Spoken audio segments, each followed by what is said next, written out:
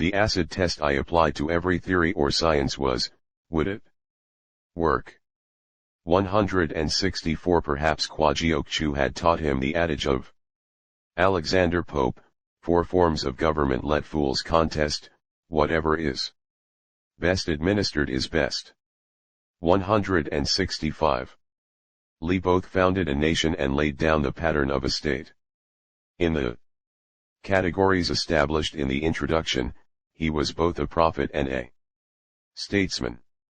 He conceived the nation and then he strove to create incentives for his state to develop through exceptional performance in an evolving future. Li succeeded in institutionalizing a creative process. Will it be adapted to evolving notions of human dignity? The Spanish philosopher Ortega y Gasset asserted that man has no nature, what he has is history. 166 In the absence of a national history, Lee Kuan Yew invented Singapore's nature from his vision of the future and wrote its history as he went along.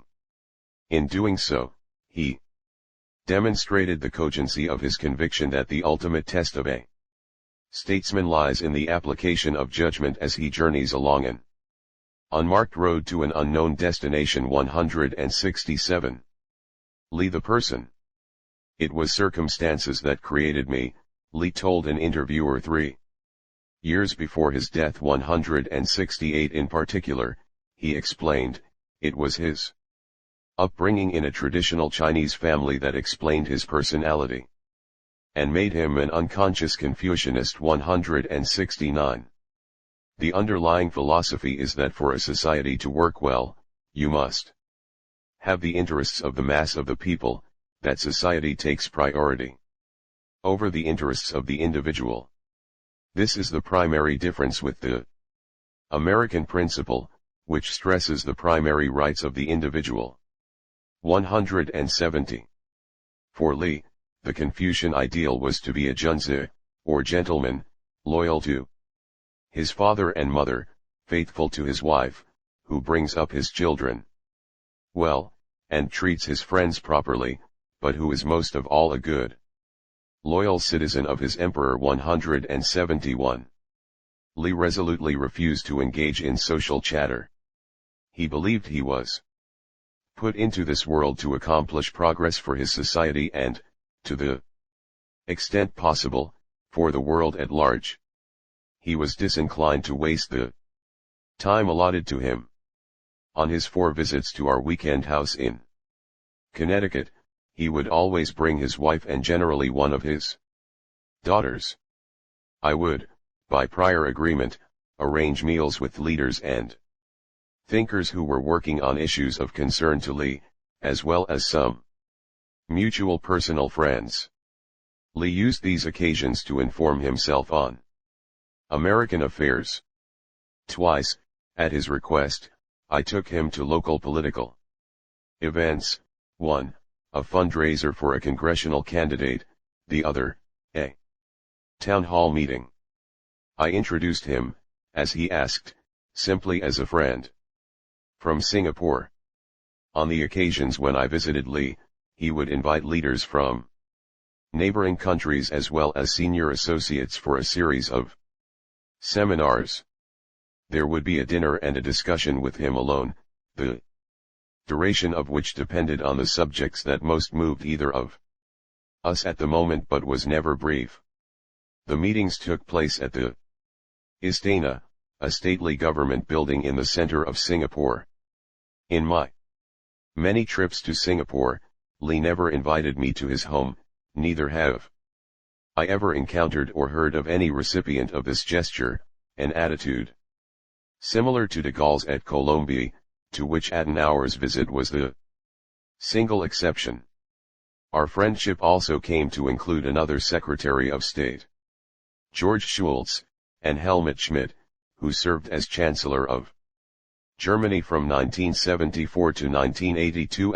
We met as a group, sometimes only 3 of us when Schultz's or Schmidt's schedules interfered, first in Iran in 1978, and then in Singapore in 1979, in Bonn in 1980, and on the porch of Schultz's house in Palo Alto shortly after his appointment as Secretary of State in 1982-172. The four of us also attended a retreat in the redwood forests north of San Francisco.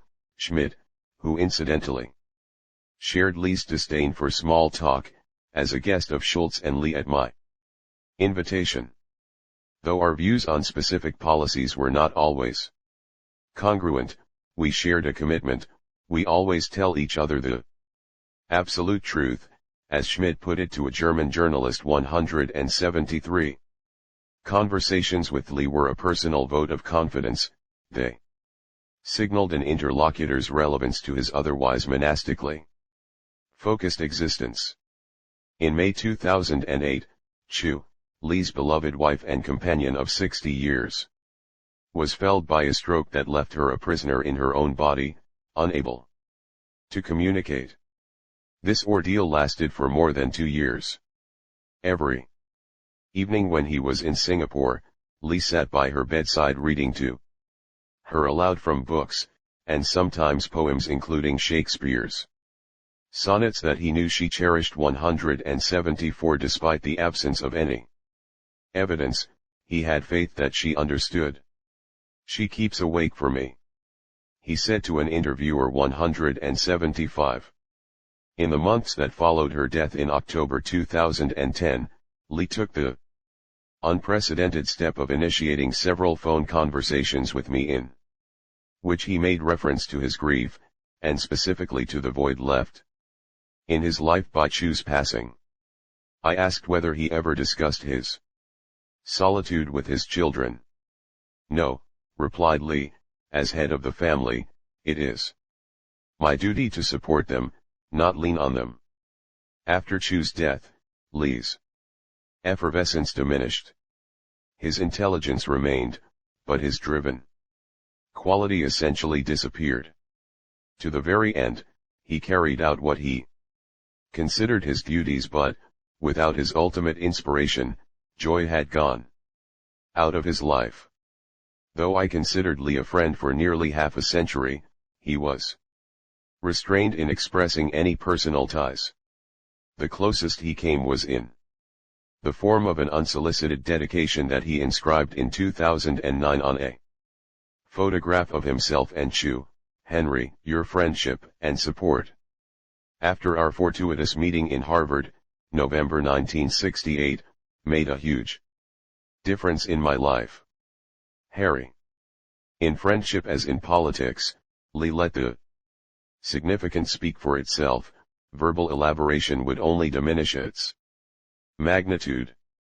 When Lee Kuan Yew died in March 2015, 25 years after stepping down as Prime Minister, dignitaries from all over the world converged on Singapore to offer their final respects.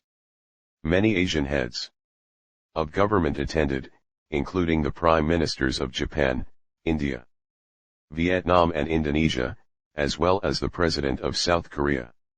China was represented by Vice President Li Yuanchao, the United States by former President Bill Clinton, former National Security Advisor Tom Donilon and myself. All of us had frequently encountered Lee on consequential questions in political life. The most moving aspect of the obsequies was its demonstration of the bond that had grown between the people of Singapore and their nation's founder. For the 3 days of Lee's lying in state, hundreds of thousands defied drenching monsoons to stay in line and pay homage at his bier. Television news channels carried cheerons informing mourners of how long they would have to wait to pay their respects. It was never less than 3 hours.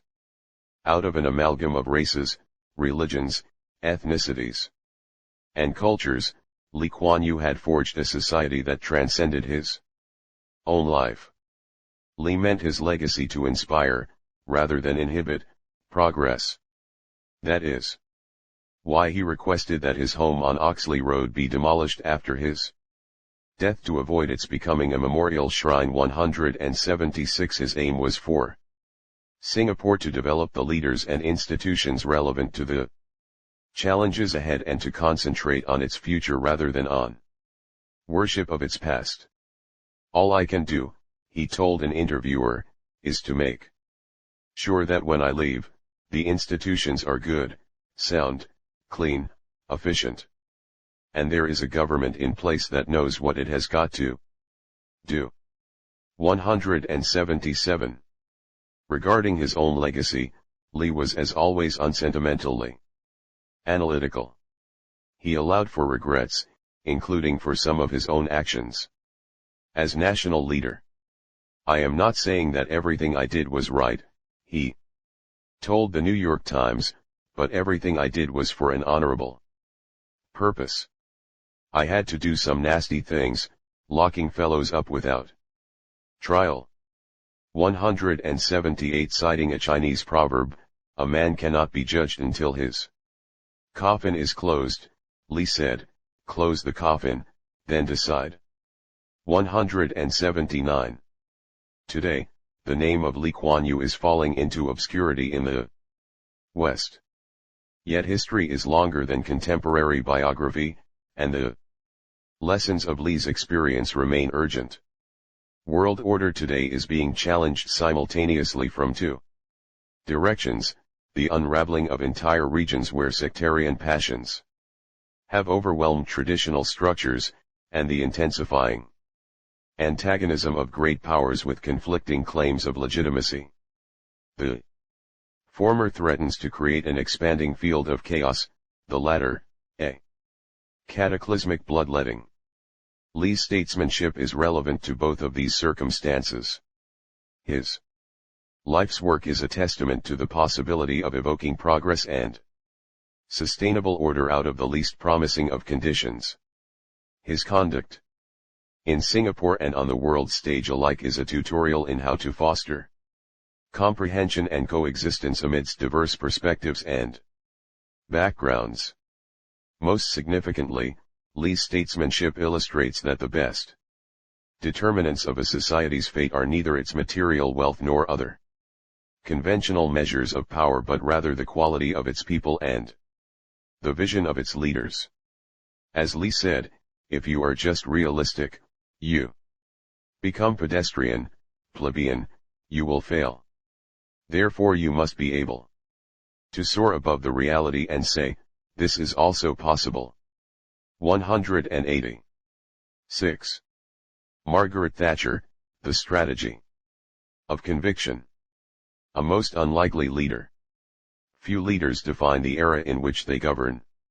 Yet from 1979 to 1990, this was Margaret Thatcher's singular achievement. As Prime Minister of the United Kingdom, Thatcher labored to cast off the shackles that had limited her predecessors, particularly the nostalgia for lost imperial glories and the abiding regret of national decline. The Britain that emerged as a result of her leadership was, to the world, a newly confident nation, and to America, a valued partner in the late Cold War. When she first took office, however, Thatcher's success was far from guaranteed. Indeed, she was not expected to remain in power for long. Having wrested control of the Conservative Party from an exclusively male establishment that tolerated her under duress, she possessed only a meager share of political capital. Her previous record in government had been unremarkable, she had no great following in the country at large, and her experience in international relations was negligible. Not only was she Britain's first female prime minister, she was also at that time a rare conservative leader drawn from the middle class. In nearly every way, she was a complete outsider. Thatcher's greatest resource in these unpropitious circumstances was her unique approach to leadership. At the heart of her successes lay personal fortitude. As Ferdinand Mount, leader of the 10 Downing Street Policy Unit, 1982-3, would succinctly put it in describing her reforms, what is remarkable is not their originality but their implementation. The political courage lay not in putting them into practice but in creating the conditions which made it possible to put them into practice. 1. Although I held no government position during Thatcher's tenure, it was my good fortune to witness her approach through the lens of a friendship that lasted nearly 4 decades. Thatcher and the British system. To appreciate Margaret Thatcher's ascent and years in office, as well as her fall, it helps to have an understanding first of the British political system. Americans tend to experience their presidential system as a succession of individual leaders. At least until the recent hardening of partisan differences in America, the electorate generally conceived of the political parties as embodied expressions of public preferences. Presidents won office by grasping those preferences, embracing them, and projecting them into the future. British political parties, by contrast, are rigorously institutionalized. An electoral victory functions first to empower a party in Parliament and, as a consequence of that, to install a new premier. As Thatcher put it in a 1968 speech to the Conservative Party's education wing, the essential characteristic of the British constitutional system is not that there is an alternative personality in the figure of the party leader but that there is an alternative policy and a whole alternative government ready to take office. To that policy, moreover, is generally worked out in the party manifesto, which itself features as a major element in a UK election campaign. The Prime Minister therefore sits within and, in some ways, below the political party to which he or she belongs. Unlike the American presidential system, in which legitimate decision-making power flows downward from the top, the British cabinet system elevates the importance of ministers, who represent the highest echelons of the party. Authority moves in both directions between the Prime Minister and the cabinet. Ministers, though all appointed by the Premier, are at once managers of the bureaucracy, the Premier's supporters, actual or nominal, and sometimes aspiring leaders themselves.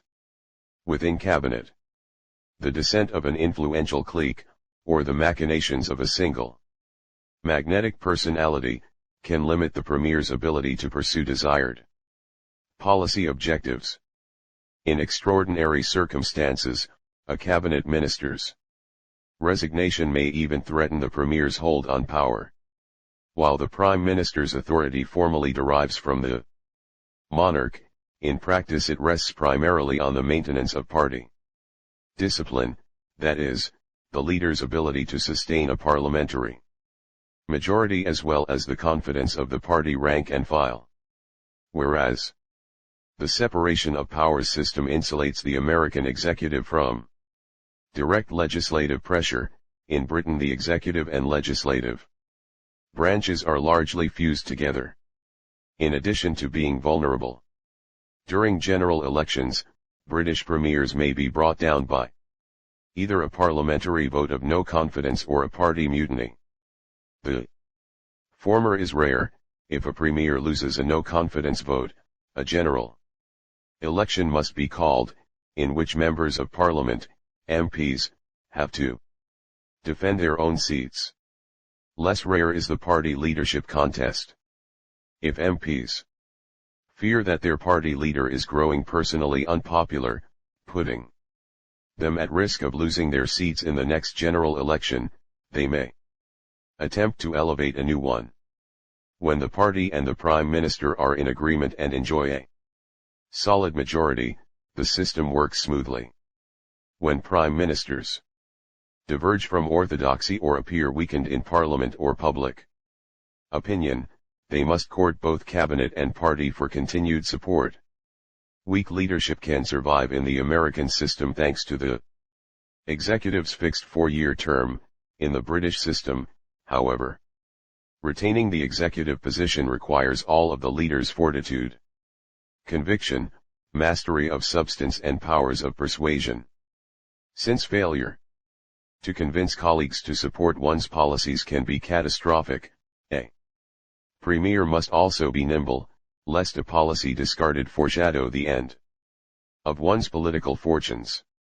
In November 1974, Margaret Thatcher challenged Edward Heath for leadership of the Conservative Party. Heath had lost the February 1974 general election and thereby his position as Prime Minister. Usually, following an electoral defeat, the outgoing Prime Minister also resigns as party leader, but Heath held firm, remaining as party leader even after a second consecutive electoral defeat in October 1974, because he expected the relationships he had cultivated over a decade of leadership to serve as a bulwark against a serious challenge. And so, when Thatcher stepped forward, the contest was expected to be a mere formality, which would end by reaffirming Heath's authority over the party. To the surprise of many, her challenge was successful. Heath's electoral appeal was lackluster, and the Conservative right had sensed an opportunity to reorient the party. After two Conservative hopefuls, Keith Joseph and Edward Buchan, chose not to stand, the former endorsed Thatcher, his friend and intellectual ally. She thereby became the default selection of the right and the begrudging preference of the center. Besting Heath by 11 votes in the first ballot, she proceeded to outrun the centrist Willie Whitelaw by a wide margin in the second round, becoming the first female leader of a European major party. Upon winning party leadership, Thatcher was asked by a journalist, "What quality would you most like the Tory party displaying under your leadership?" She responded, "Win the winning quality." The questioner pressed, "What sort of philosophical quality?" "You only win by being for things," came Thatcher's spontaneous reply. "For a free society with power well distributed amongst the citizens and not concentrated in the hands of the state," she continued. "And the power supported by a wide distribution of private property amongst citizens and subjects and not in the hands of the state." 3. These were the fundamental beliefs which she would translate into policy as Prime Minister from 1979 to 1990 and for which she would become famous. The challenges ahead, Britain in the 1970s. When Thatcher assumed office in May 1979, Britain's fortunes were at a low ebb.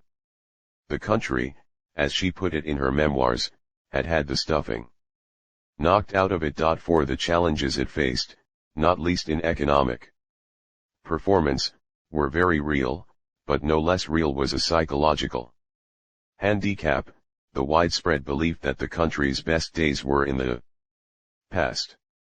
In 1945, the United Kingdom had emerged from 6 years of total war, victorious but exhausted and bankrupt.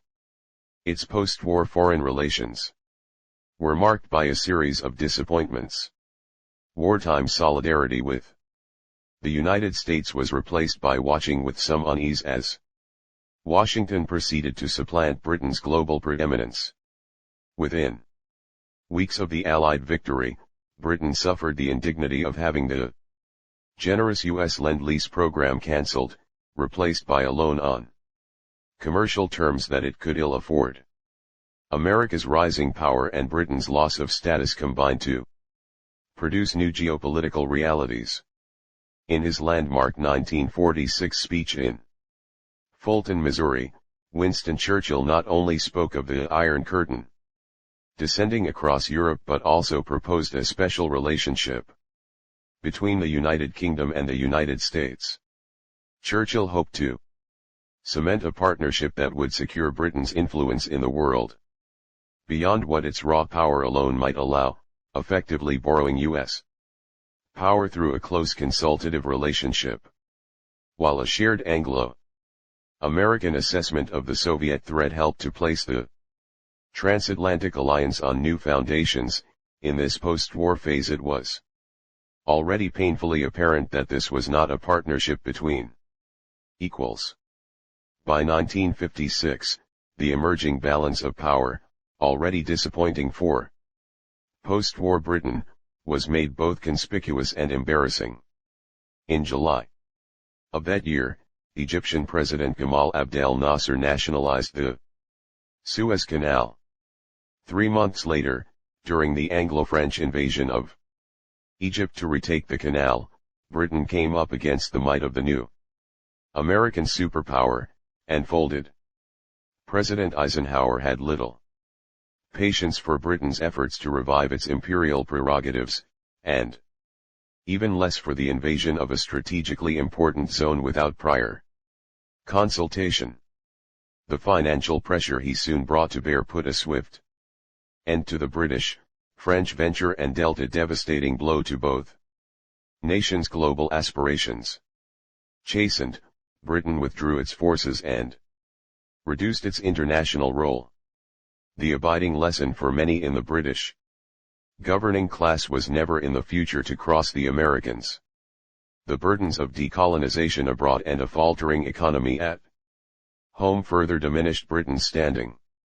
In 1967, Harold Wilson's Labour government was forced to devalue the pound sterling. A year later, his country beset by recurring financial crises, Wilson announced the withdrawal of all British forces east of Suez. A once global actor had been forced to retreat to a regional stage. The final stanza of Philip Larkin's Homage to a Government, 1969, captures Britain's dour mood. Well, next year we shall be living in a country that brought its soldiers home for lack of money. The statues will be standing in the same tree-muffled squares, and look nearly the same. Our children will not know it's a different country. All we can hope to leave them now is money. 5. As Britain's global influence receded, the continuing lure of the Atlanticist paradigm came up against the competing possibility of a closer relationship with continental Europe. The UK in those years exhibited a confusion over its broader identity that at times seemed to border on schizophrenia.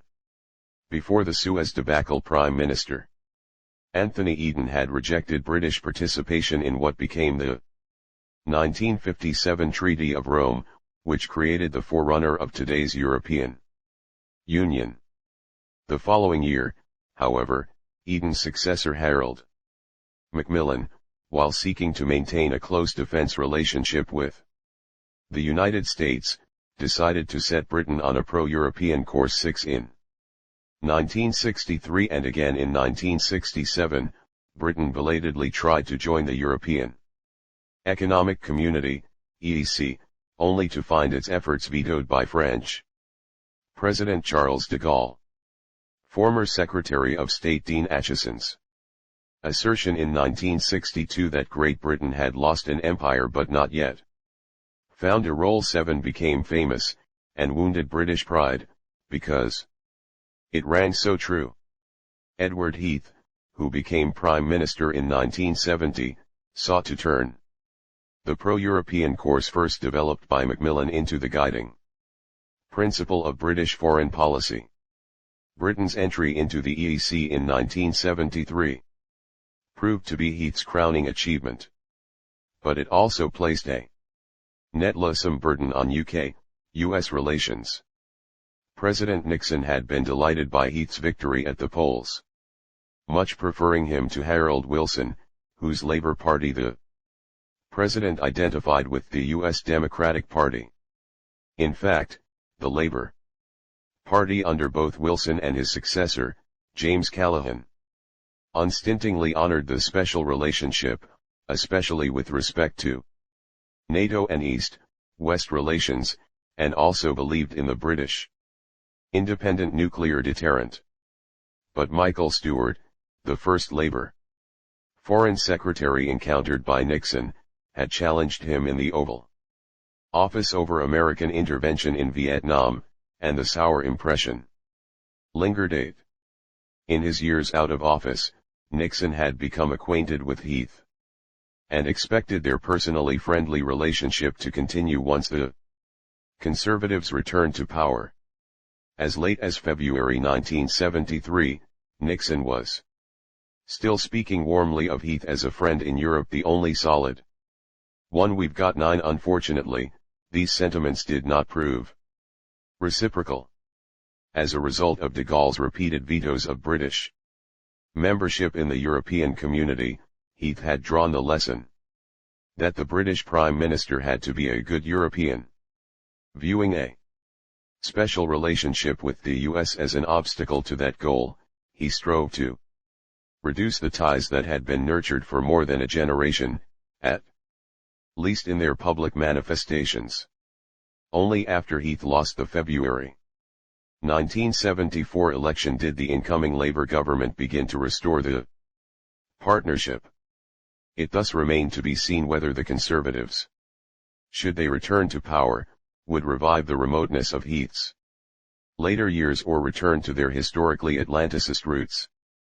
British foreign policy uncertainties of this period were compounded by the U.S. domestic crisis, the Watergate scandal, which led to Nixon's resignation. In the aftermath, Congress imposed limits on executive authority, which in turn complicated efforts to carry out Allied Cold War strategy. Sensing opportunity, the Soviets embarked on renewed adventurism. In 1975, Moscow intervened militarily in Angola via Cuban proxies.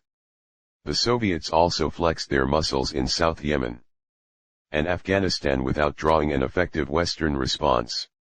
In 1976, the Soviet Union began deploying SS-20 medium-range nuclear missiles to Warsaw Pact countries, establishing the greatest threat to NATO's defensive doctrine in a generation.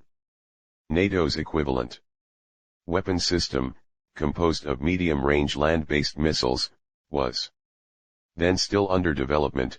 European member states would struggle to rally public support in favor of its eventual deployment. Europe, therefore, largely rested its defense doctrine on the viability of the American nuclear umbrella. In other words, Soviet military planners had to assume that American policymakers would respond to a conventional military conflict in the European theater by drawing on the U.S. long-range intercontinental arsenal. That an escalation of this nature would naturally invite Soviet nuclear retaliation, not only on Europe but also on the American homeland, placed a severe strain on the credibility of extended deterrence, as has been discussed in the chapters on Adenauer, this page, and de Gaulle, this page. By the late 1970s, moreover, Europeans had become increasingly attracted to the anti-nuclear movement, making it much more difficult for European leaders to base their security policies on nuclear deterrence. The most meaningful response was the deployment of U.S. intermediate-range ballistic missiles on European soil, which was anathema to the nuclear disarmament movement. 10 The protesters favored seeking accommodation with the Soviets and, no doubt, an attendant drift toward neutrality in the East-West conflict. Asterisk. The greatest challenge for Britain in the 1970s, however, was its moribund economy, stifled by low productivity and onerous taxation.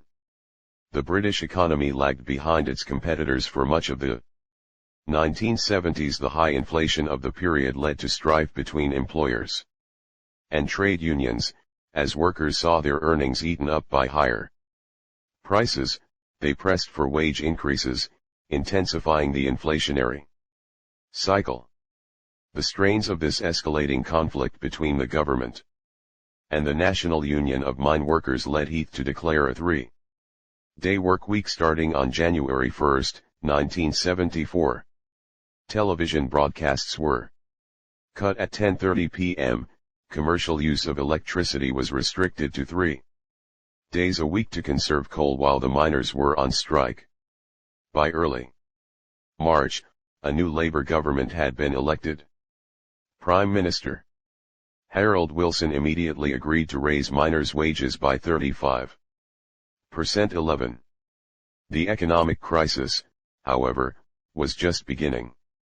In 1976, Britain suffered the indignity of having to approach the International Monetary Fund, IMF, for a $3.9 billion emergency loan, nearly $18 billion in 2020 dollars. Consumer prices, which had been rising at the stable pace of 2.5% as recently as 1967, increased by 24.2% in 1975, a record in Britain's modern economic history. By the following year, Britain's economy appeared to have stabilized, but the reprieve was short-lived, creating a historic opening for the new leader of the opposition, Margaret Thatcher. By late 1978, inflation had returned with a vengeance. In November, Ford Motor Company's British operations gave striking workers a 17% raise, in contravention of the 5% cap on pay increases, which the Labour government, now led by James Callaghan, had introduced. The government's strategy to fight inflation by imposing wage and price controls was thereby thrown into disarray. The following January, temperatures averaged below freezing across Britain, making it the third coldest winter of the 20th century. Emboldened by Ford's 17% raise, truck drivers began a wildcat strike on January 3, 1979. Not only did they fail to show up for work, they also used their vehicles to block roads, ports and oil refineries. Fearful of shortages, customers emptied grocery store shelves in what became a self-fulfilling premonition of scarcity. Conditions grew more severe as the strikes spread to the public sector, rail services ceased, buses idled. Leicester Square, the centre of London's theatre district, was transformed into a makeshift garbage dump. Emergency calls went unanswered and, in more than one locality, the dead went unburied. 12. This was the bitter harvest of a generation of British leadership, which had embraced as its principal task the orderly management of decline. To get itself out of this sorry condition, the nation would soon turn to a very different kind of leader. The ascent from Grantham. In 1948, Margaret Roberts, a recent graduate of Oxford with a degree in chemistry, applied for a research job at Imperial Chemical Industries, ICI. She was rejected. The internal assessment of her candidacy read, "This woman is headstrong, obstinate, and dangerously self-opinionated." 3 decades later, it was an inkling of these same qualities that persuaded the people of the United Kingdom to choose this woman to tackle the challenges facing their nation. Born in 1925 in the market town of Grantham, Margaret Roberts was brought up in a strict Methodist family that prized hard work, integrity, and biblical teachings. Sundays were wholly devoted to church. Margaret and her older sister Muriel attended worship and Sunday school in the morning, often returning to church for another round of classes and prayer in the afternoon and early evening. Their father, Alfred Roberts, was a Methodist lay preacher. The Roberts home was modest, consisting of a few rooms above Alfred's grocery store and lacking hot water or an indoor bathroom. Shortly before her 11th birthday, Margaret enrolled as a scholarship student at the Kesteven and Grantham Girls' School, a selective grammar school, where she excelled academically. When she was granted a peerage later in life, she chose to style herself Baroness Thatcher of Kesteven, rather than of Grantham, as a tribute to the school that had shaped her. It was during these formative years, in April 1939, to be precise, that the Roberts family welcomed into their midst a 17-year-old Jewish girl from Vienna named Edith Muhlbauer, who had been Muriel's pen pal. Shortly after the Nazi occupation of Austria, Edith's parents wrote to ask Alfred Roberts whether he could arrange a visa for her, and she ended up living with his family briefly before moving to more comfortable arrangements with another Grantham household. Edith's parents were later able to flee Austria, eventually settling in Brazil. This and other early memories, such as Margaret's mother's weekly habit of baking loaves of bread to pass discreetly to needy families, reinforced the enduring pertinence in her upbringing of the biblical commandment to love thy neighbor as thyself. 14. After a strong academic performance in high school, Margaret Roberts gained admission to Oxford University, where she became president of the Oxford University Conservative Association. Following a brief stint as a research chemist, she passed the bar exam and became a barrister. Yet, even as she ventured far from her parents' home in Grantham, she always carried inside herself the values inculcated by her family and faith: discipline, thrift, sympathy, and practical support. In 1950s Britain, the political terrain was notably inhospitable to women. Through sheer persistence, determination, and a healthy dose of charm, Mrs. Thatcher, as she became following her 1951 marriage to Dennis Thatcher, a businessman who was her lifelong support, secured the nomination for a safe Conservative seat and by 1959 had been elected to Parliament for a North London constituency. In 1960, at the age of 34, she gave her first speech before the House of Commons. The purpose of the speech was twofold: first, to advocate for the legislation she was sponsoring, and, second, to introduce herself to her colleagues and the country. The second goal she achieved briskly, omitting any introduction or preliminary embellishments. "This is a maiden speech," she said, "but I know that the constituency of Finchley, which I have the honor to represent, would not wish me to do other than come straight to the point and address myself to the matter before the House." 15.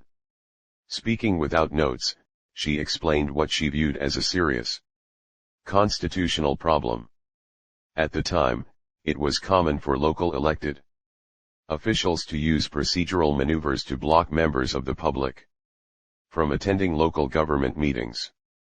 Then as now, local councils were responsible for overseeing schools, libraries, public housing and waste collection, the essential public services of everyday life. Without direct access, Thatcher noted, the public had to rely on the press alone for information, but the press, too, was barred from attendance. In her view, public access was a matter of first principles. In England and Wales, local authorities spend £1,400 million a year, and in Scotland, just over £200 million a year. Those sums are not insignificant, even in terms of national budgets. The first purpose in admitting the press is that we may know how those monies are being spent. In the second place, I quote from the report of the Franks Committee, "Publicity is the greatest and most effective check against any arbitrary action." 16. The bill passed and remains in force across the United Kingdom. She would reprise the theme of fiscal stewardship throughout her career in public service. Thus began Thatcher's climb up the parliamentary ladder. On each of its rungs, her competence and commitment left a clear mark. At the same time, she was carving out a position on the right of the political spectrum that was often at odds with the Conservative leadership's more moderate line. Although her self-description as a conviction politician would come later, Her uncommonly straightforward manner was already evident. As she said of the relationship between voters and politicians in 1968. If the elector suspects the politician of making promises simply to get his vote, he despises him, but if the promises are not forthcoming, he may reject him. I believe that parties and elections are about more than rival lists of miscellaneous promises. Indeed, if they were not, democracy would scarcely be worth preserving. Emphasis in original. 17. With the Conservative Party's return to power under Heath in 1970, Thatcher entered the cabinet for the first time as Secretary of State for Education and Science. She immediately attracted controversy, in part for the sheer intensity of her pace. In an attempt to redirect funds for more promising educational investments elsewhere, she cut bloated budgets, including, notoriously, a free milk program for primary school children, for which she earned the sobriquet Milk Snatcher. She also reversed Labour's attempt to mandate the closure of grammar schools and helped pass free market legislation to make scientific research more competitive. Heath's willingness to defer to the statist consensus, however, left Thatcher disillusioned.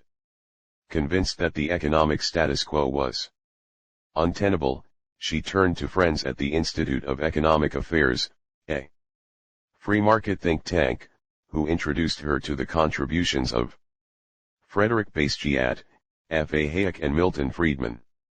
Undertaking such a self-education in economics would have been an impressive intellectual feat for anyone, doubly so for an established politician in middle age. Meanwhile, with regard to foreign policy, Thatcher's instincts similarly ran counter to Heath's prioritization of Europe over a close relationship with the United States. Having recognized their fundamental differences, she waited until Heath lost the October 1974 general election to challenge him for the party leadership. Thatcher's decision to put herself forward, given the expectation that she would almost certainly lose, was a notable exhibition of courage and conviction. The Conservatives, long dominated by patrician men, surprised not only themselves but much of the Western world by electing her as their leader in February 1975. The party of Winston Churchill, Anthony Eden, and Harold Macmillan was now led by a grocer's daughter. Despite the novelty value of Thatcher's election, the widespread expectation was that her tenure would prove brief. As President Gerald Ford's national security advisor, I was hardly immune to this conventional wisdom.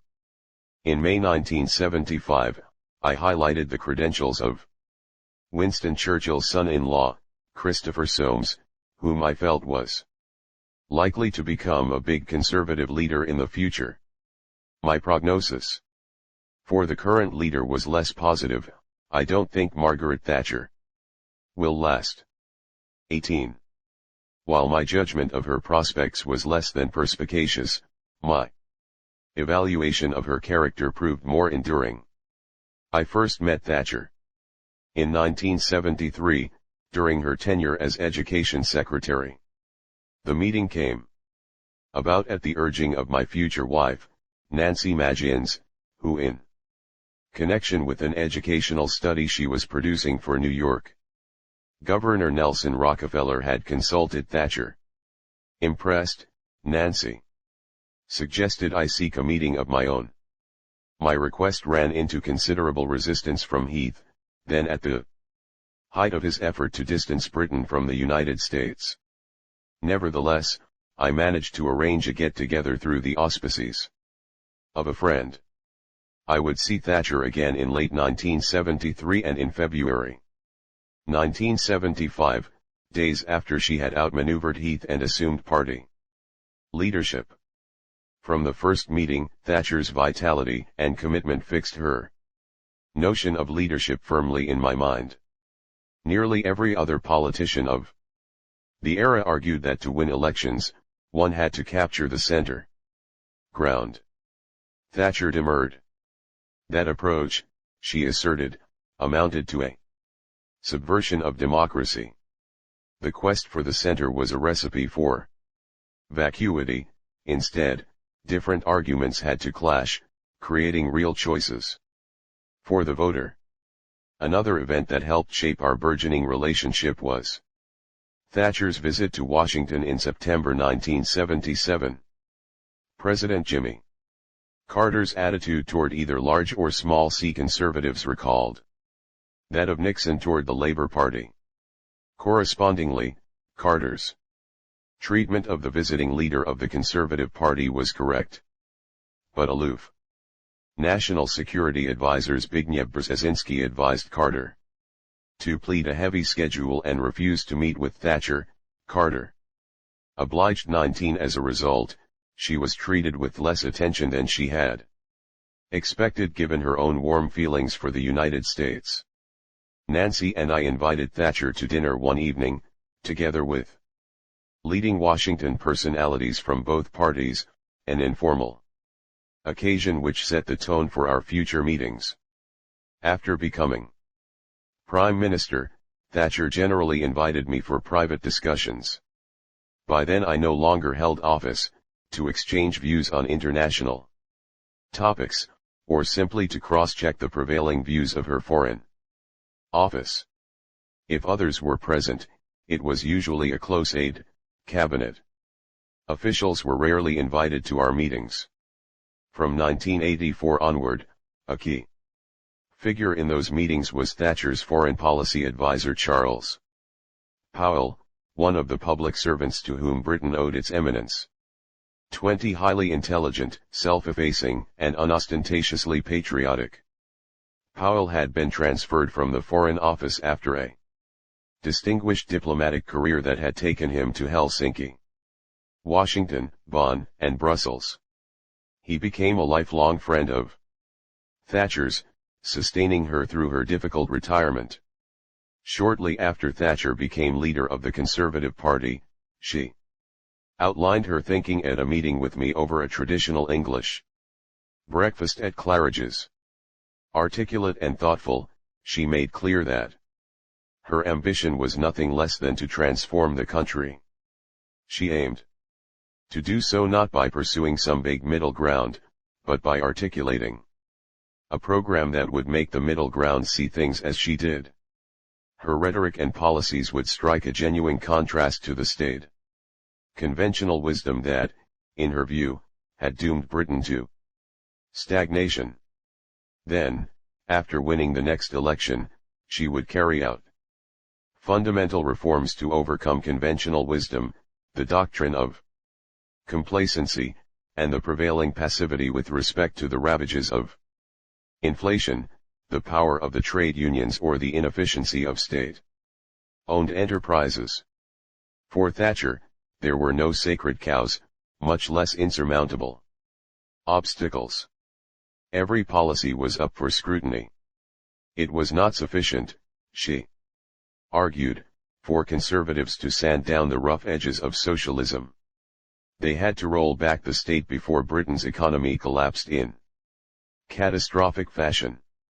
In the realm of foreign affairs, she was disarmingly honest about her inexperience, confessing that she had yet to formulate detailed ideas of her own. But she made clear that she believed passionately in the special relationship with the United States.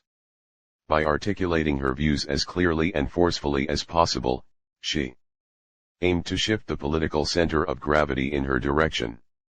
And she had confidence that the British people would recognize the difference between sturdy principles and passing fads. As she put it in a 1983 interview, there would have been no great prophets, no great philosophers in life, no great things to follow, if those who propounded their views had gone out and said, "Brothers, follow me, I believe in consensus." 21. Our meetings continued long after Thatcher left office and through the rest of her life. I describe our relationship in this way to make a point. Unlike the President of the United States, the British Prime Minister does not have the ability to override the cabinet and still maintain his or her government. Thatcher was aware of these limits.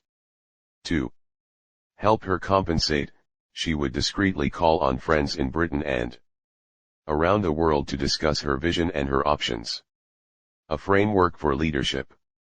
Thatcher's foreign policy views would, over time, come into tighter focus, in no small part thanks to her extraordinarily diligent habits of study, including reading and annotating briefing papers late into the night, and her practice of convening weekend seminars on long-term trends with university professors and other intellectuals.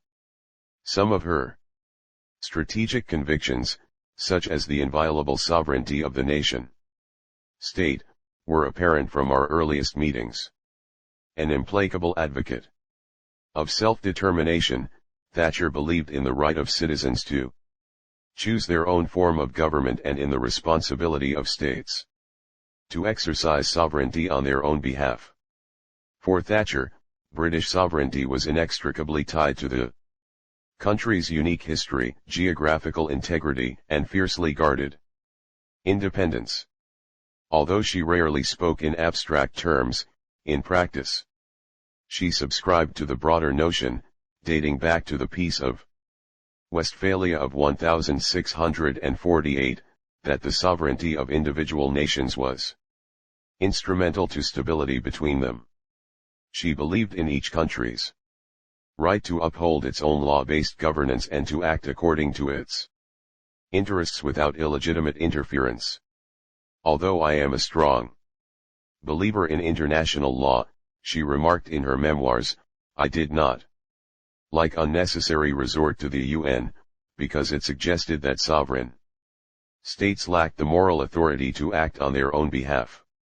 22. The logic of these convictions led Thatcher to an unqualified belief in a strong national defense. To her, credible deterrence was the only real guarantee of peace and of the preservation of Westphalian sovereignty.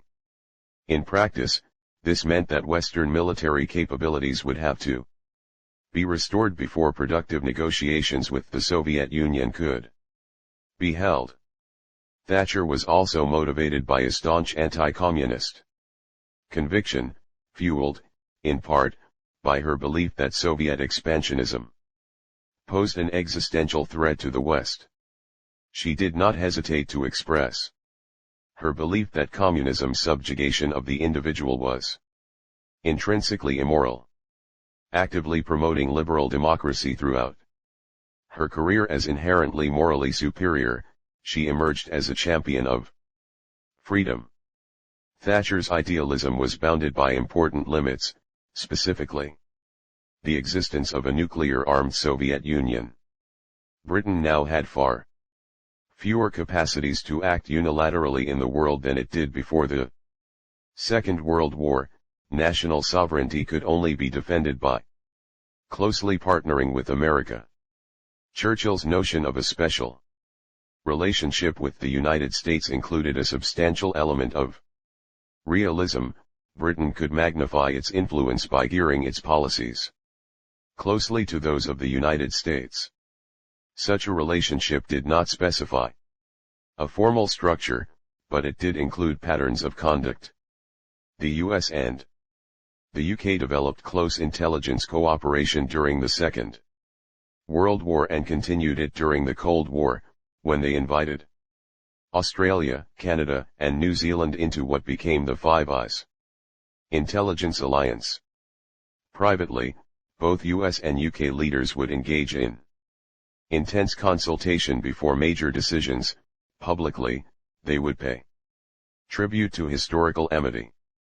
British diplomats became exceptionally skillful at making themselves part of the American decision-making process, even inducing guilt in American policymakers if they disregarded British precepts.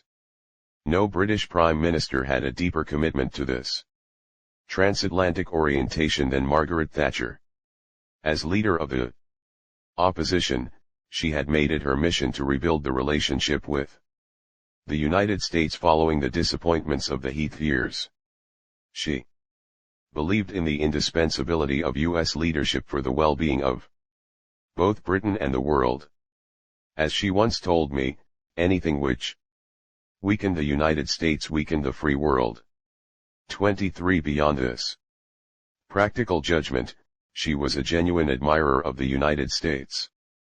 She believed that the United States and the United Kingdom, inheritors of many shared values and much common history, needed to engage in a joint project to reinvigorate the Western alliance. Under her leadership, Britain became less a beneficiary and more a partner in that joint enterprise. While Thatcher's leadership was governed by principles, she never allowed her decisions to be overwhelmed by abstractions. Her strength lay in her indomitable willpower, made effectual by ample reserves of charm. Part of her genius as a leader inhered in the ability to adapt to the dictates of reality without relinquishing her larger vision. In her determination to effect change, she accepted results that in themselves were only stages in a lengthier process.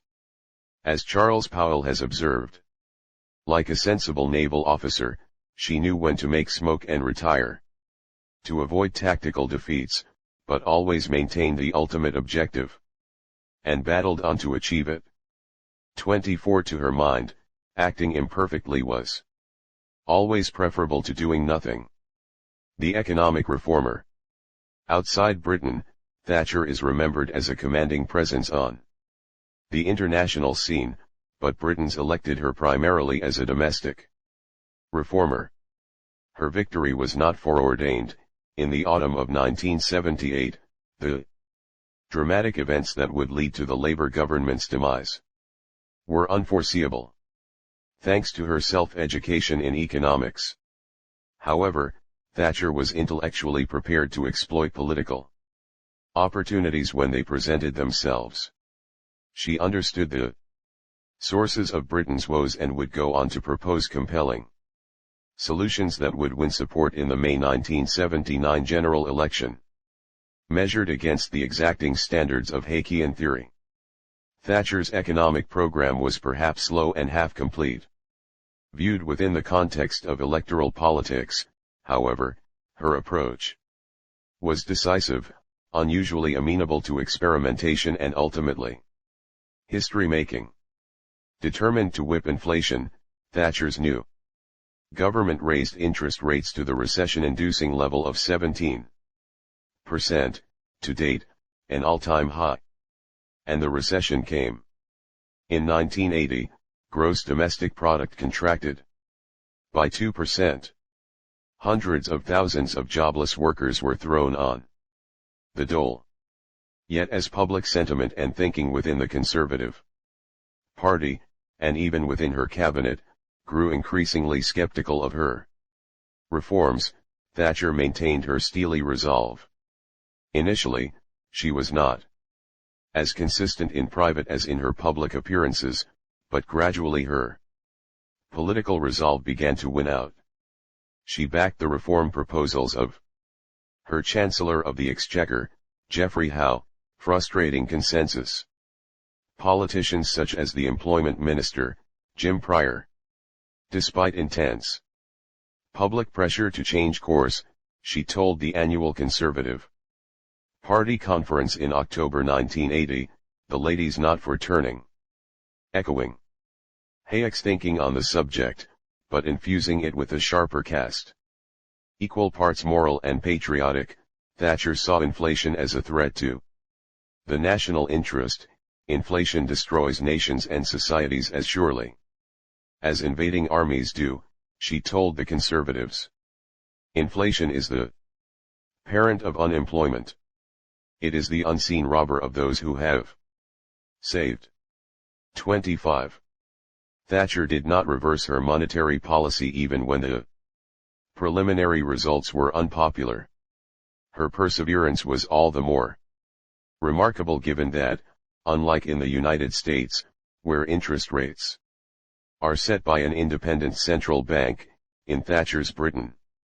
Responsibility for setting interest rates was ultimately vested in the Treasury, until 1997, therefore resting directly with the Prime Minister *. By 1982, the British economy had returned to growth. But unemployment continued to increase well into 1984, the year Thatcher faced another domestic crisis that demanded all the political skill, foresight and sang-froid she could muster. In March 1984, Arthur Scargill, head of the National Union of Mine Workers, No. declared a strike against the National Coal Board, the statutory corporation tasked with managing Britain's state-run mines. Under Thatcher, the board had closed down the least productive coal pits. Although Scargill never called an endorsing vote of his union members, the strike would continue for a year. In its course, more than 1,000 police officers were injured during violent confrontations with the striking miners, flying pickets, mobile protests designed to prevent non-striking miners from entering their workplaces. While public sympathy for the miners was widespread, so was public disapproval of both the violence resulting from the strike and Scargill's failure to call a vote before initiating it. Determined not to become trapped as Heath had been a decade earlier, Thatcher had initiated a policy of stockpiling coal that enabled her to hold her ground. As a result, Britain's electrical grid would not experience the blackouts endured during previous miners' strikes. As months passed, miners began to trickle back to work. At one point during the strike, I had breakfast with former Prime Minister Harold Macmillan, a traditional conservative and scion of a family-owned publishing house. Macmillan approved of Thatcher's courage during the miners' strike, he told me, adding that she had no other choice. Yet I could never have brought myself to do it, he acknowledged, explaining that he, as a young officer in the First World War, remembered sending the miners' fathers and grandfathers over the top in the trenches of France 26. He would not have had the heart to conduct the battle of human endurance Thatcher was now waging. In March 1985, after 26 million days of labor lost, the strike ended. In Samuel Taylor Coleridge's Statesman's Manual, a lay sermon for those who make politics their vocation, the Romantic poet observes that it is no uncommon foible with those who are honored with the acquaintance of the great, to attribute national events to particular persons rather than to the true proximate cause, the predominant state of public opinion. 27 Yet, in Thatcher's case, more often than not, she was prepared to challenge public opinion in order to shape events, and, in the end, bring public sentiment along with her. Thatcher's reforms changed Britain irrevocably.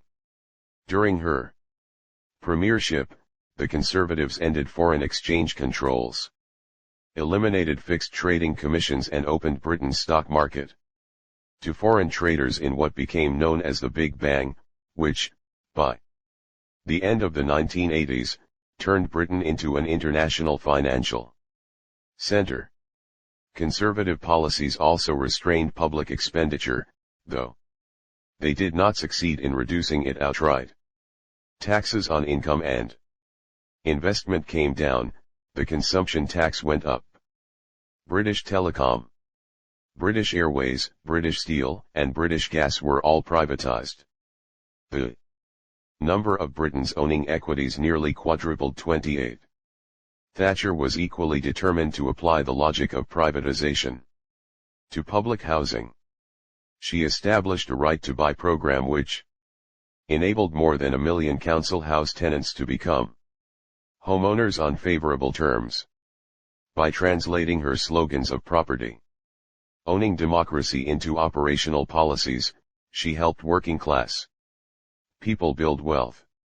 More than a handful of the new homeowners became Conservative voters, illustrating her maxim that good policy can build new political constituencies.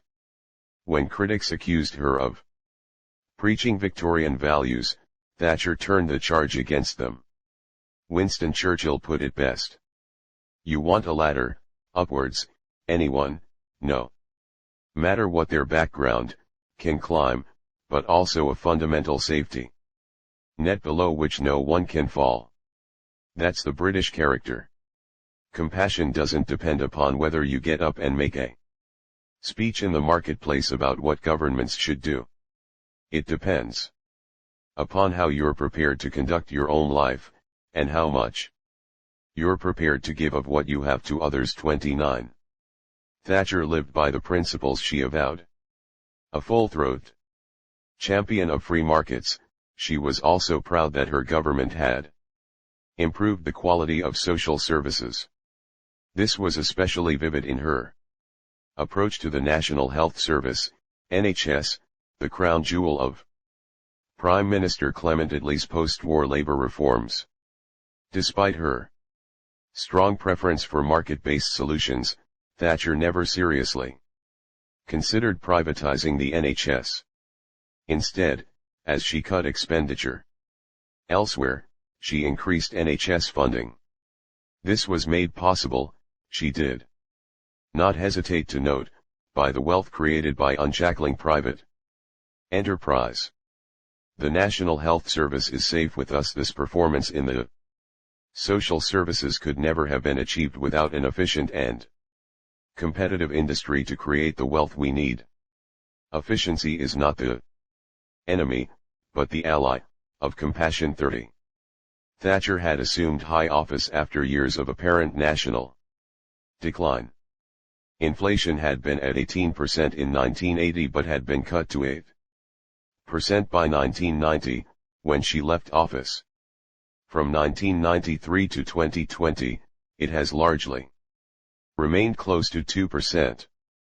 Likewise, unemployment had been reduced from its high of nearly 12% in 1984 to 7% by 1990, while over the same period incomes had more than doubled, from $7,805 per capita to $19,095, figures are in 2020 dollars. In 1983, nearly 100,000 workers left Britain, but by 1990 more than 200,000 were arriving. Annually 31 the number of working days lost to labor disputes plummeted from 29.5 million in 1979 to 1.9 million in 1990. 32 Not only was Britain working again, but the economic turnaround engineered by Thatcher and her capable lieutenants had restored Britain's standing in the world. The success of Thatcher's economic reforms gave her a strong political hand, generating more resources and flexibility to achieve foreign policy goals and increase defense spending. As the economy improved, she led the Conservative Party to 3 consecutive electoral victories. On the other hand, Thatcher never succeeded in winning a broad consensus in favor of her economic reforms, even after they began to show results. She was admired by many, loved by some, but resented by much of the working class and left-leaning intellectuals for the exertions of the reform period. In 1988, the perception of Thatcher as cold-hearted was revived by her embrace of the community charge, a flat tax imposed to fund local government, which sparked widespread protests and contributed to her eventual political downfall. By contrast, Thatcher achieved a lasting impact on the economic views of the median voter and political elites. When Tony Blair's new Labour government was elected in 1997, 7 years after Thatcher's departure from office, I wrote her a letter of congratulations for laying the groundwork for this major turn away from the left. I never thought I'd congratulate you on a Labour victory in the British elections, but I cannot imagine anything that would confirm your revolution more than Blair's program. It seems to me well to the right of the Conservative government that preceded years 33. While Thatcher continued to be pained by the circumstances under which she was forced from office, on this occasion she managed good cheer. "I think your analysis is the correct one," she replied, "but to make one's political opponent electable and then elected was not quite the strategy one had in mind." 34. 2 weeks after Blair took office, and much to the consternation of his left flank, he invited Thatcher to tea at 10 Downing Street 35. Ostensibly, the meeting's purpose was to seek her advice regarding an upcoming European summit, but there was clearly also an element of personal admiration. 36. Likewise, 10 years later, Blair's successor, Gordon Brown, made a point of extending a similar invitation within his first 3 months as Prime Minister. On that occasion, Thatcher was seen leaving the Prime Minister's residence with a clutch of flowers in her hands. 37. It was proved that she had met the objective she had laid out in the baleful 1970s, creating a new center in defense of sovereignty, the Falklands conflict. Thatcher considered it her duty to defend British interests in the world, whether near or distant, and to protect Britain's capacity to maintain the Atlantic Alliance. She was eloquent in expressing the British point of view on these subjects, relentless in pursuing opportunities for British business abroad, and unyielding in her defense of British subjects. In April 1982, her willingness to act on these beliefs was put to the test. When Argentina invaded the Falkland Islands, a British territory since 1833 for sovereignty, that is, the ultimate authority within a defined territory, to retain its meaning, she had to act. As she later wrote, the Argentine attack involved a crisis of Britain's honor. 38. But within the UN, whose founding documents had enshrined the Westphalian sovereign equality of states, Thatcher's defense of sovereignty was nonetheless contested. For many new members of the UN, who had achieved their independence by opposition to colonialism, Argentina's takeover of the Falklands appeared to be merely a long overdue episode of decolonization. Thus, even many members of the Westphalian system were unlikely to support Thatcher's view of what was at issue in some lightly inhabited islands in the South Atlantic. Furthermore, despite Ronald Reagan's high regard for Thatcher and the long-standing relationship with Britain, the American administration was ambivalent, and support among NATO was tepid too. By contrast, French President François Mitterrand saw the cogency of Thatcher's argument, assuring her, "You should realize that others share your opposition to this kind of aggression." 39. Thatcher's conduct during the Falklands crisis was depicted by critics as unyielding, deaf to any effort toward compromise, and bloody-minded in its determination to enact her will. In fact, Thatcher's conduct during this conflict was built on her resolve to stand firm on principle, but it also reflected a shrewd understanding of when objective reality required a measure of diplomatic flexibility, especially in relations with Washington. The Falkland Islands lie some 300 miles off the Argentine mainland.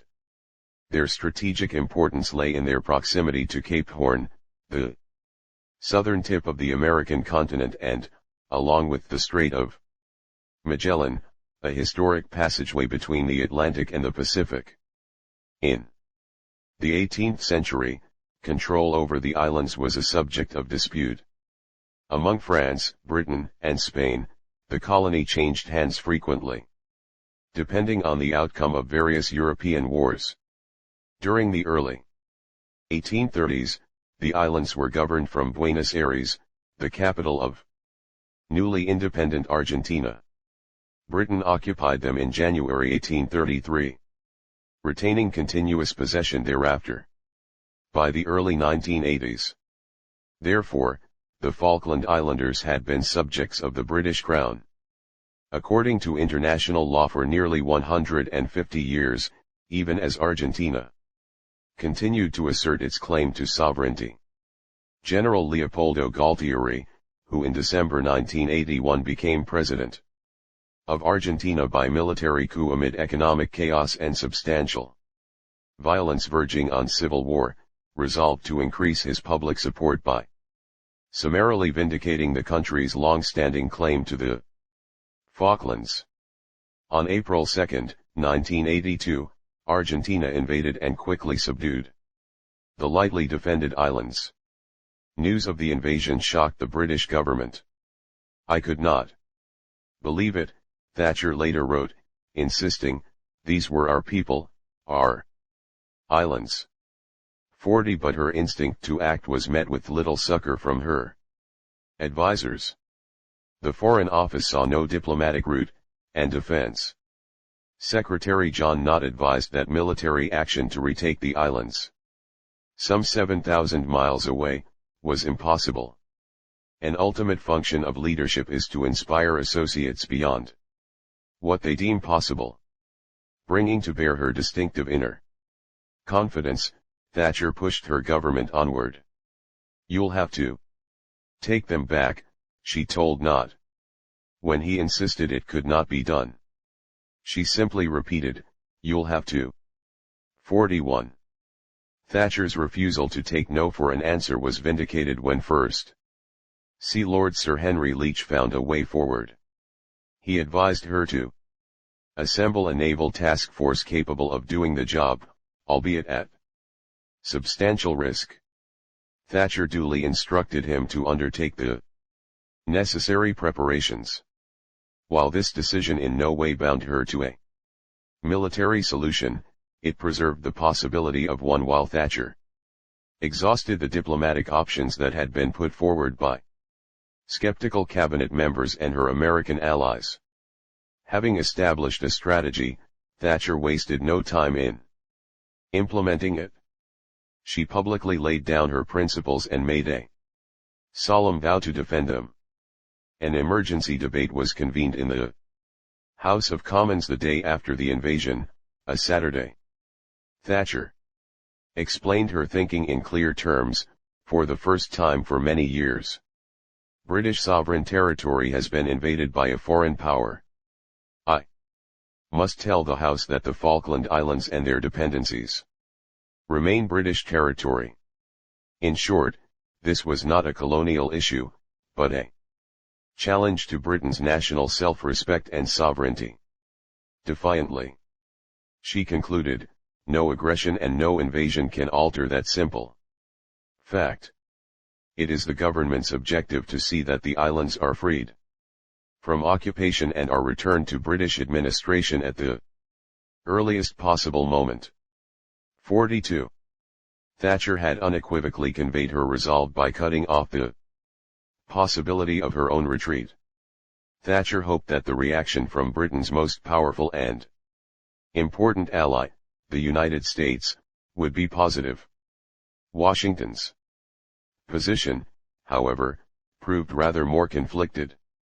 Bolstered by the 1980 election of President Ronald Reagan, the Anglo-American relationship was in good standing by early 1982. Reagan and Thatcher first met in 1975, shortly after she became party leader and while he was preparing to campaign in the 1976 Republican presidential primaries. The meeting proved a great success.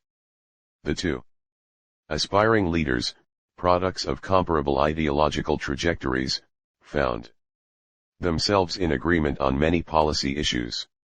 They also connected on a personal level. Please know you have an enthusiastic supporter out here in the colonies, Reagan wrote to her shortly afterward. 43. Transatlantic ties grew stronger once Reagan was in office. In February 1981, Thatcher became the first European ally to visit Reagan's Washington, attending a glittering state dinner at the White House, and, in an unusual diplomatic honor, Thatcher proceeded to host A return dinner for Reagan at the British Embassy the following evening. Recalling that night in his diary, Reagan noted that it was truly a warm and beautiful occasion, adding, "I believe a real friendship exists between the PM, her family and us. Certainly we feel that way and I'm sure they do." 44 Early in his term, Reagan proved supportive of Thatcher's economic reforms, and the two stood together in adopting a more assertive approach to East-West relations. Yet for all the rejuvenated warmth between Washington and London, the U.S. also maintained important ties with Argentina. Under Reagan, relations with the Argentine junta were upgraded, and Buenos Aires joined Washington in overt, and later covert, efforts to aid the anti-communist opposition forces, Contras, against the Soviet-backed Sandinista regime in Nicaragua.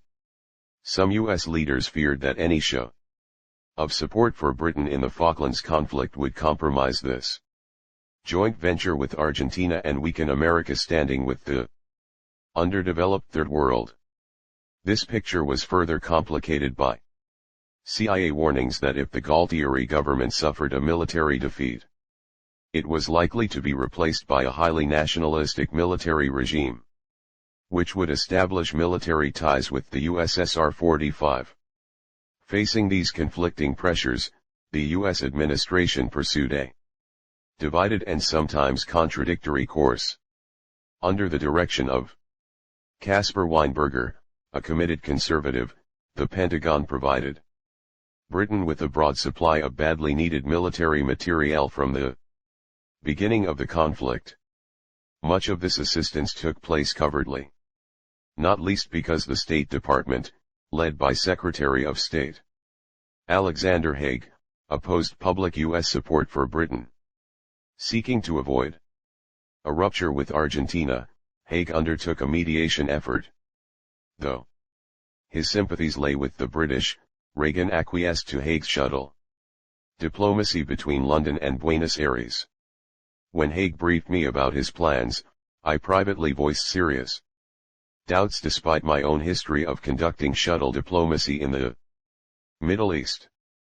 Then, the shuttles had been between capitals that were only a few hundred miles apart. In the South Atlantic crisis, the capitals were separated by nearly 7,000 miles. In the Middle East, not only could decisions be made overnight, enabling adjustment amid contingencies, but the principals on both sides were committed to making progress. By contrast, both Thatcher and the junta had taken fixed positions in the Falklands crisis, precluding compromise. In all likelihood, Thatcher agreed to the mediation largely to satisfy American wishes and to give her fleet time to reach the waters off the Falklands. Whenever the mediation threatened to impair her view of British sovereignty, she would doubtless have rejected it. Thatcher expected the United States to take Britain's side without question. Haig's efforts, therefore, came as an unwelcome shock. Though she remained convinced of the virtue of her position that British sovereignty must be restored to the Falklands, she was now obliged to consider compromise measures. She agreed to listen to American proposals for a mediated outcome and not publicly insist that the solution had to be of a military nature. But, even as such diplomatic initiatives were pursued, the April 5 dispatch of the British Naval Task Force ensured that pressure on Argentina would build. Acutely conscious of American public opinion, not to mention the need to maintain broad support and the appearance of flexibility at home, Thatcher entertained various options along the lines of turning the Falklands into a UN trusteeship. At the end of April, shuttle diplomacy collapsed due to Argentine intransigence. As the likelihood of military conflict grew, pressure to find a negotiated solution intensified. On a visit to London in early May, I experienced the limits of Thatcher's diplomatic flexibility. Months before the Falklands crisis, I had been invited by Foreign Secretary Lord Carrington to deliver a speech marking the 200th anniversary of the founding of the British Foreign Office. By the said date, however, Carrington was no longer in office. The perceived failure of the Foreign Office to foresee or prevent the Falklands invasion had aroused great ire on the conservative backbenches. Reflecting a long-standing but by no means universally observed tradition, Carrington had chosen to accept responsibility for the government's failures by resigning, thereby shielding the Prime Minister and the Cabinet as a whole. Carrington, the quintessence of honor, was not personally at fault. Under his conception of duty, resignation was the only appropriate course of action. In fact, in the year leading up to the crisis, Carrington had resolutely opposed the British decision that, as it turned out, had invited Argentine aggression, the planned withdrawal of the ice-breaking vessel HMS Endurance from the Falklands Theater, which had been proposed by Defense Secretary Knott as a cost-cutting measure that would save around $2.5 million a year.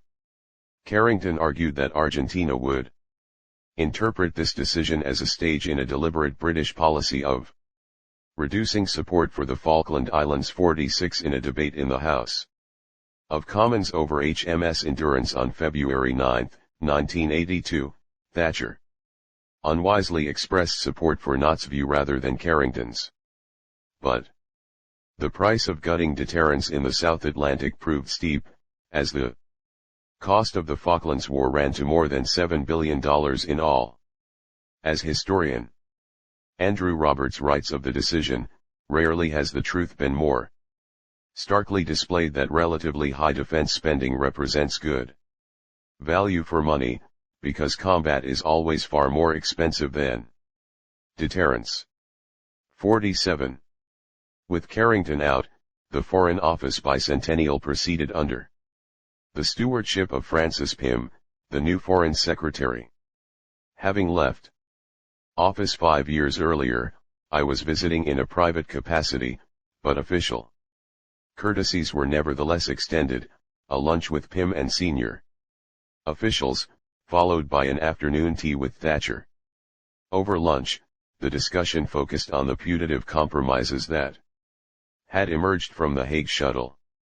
There was neither consensus on details, nor a hint of any alternative course save some form of compromise.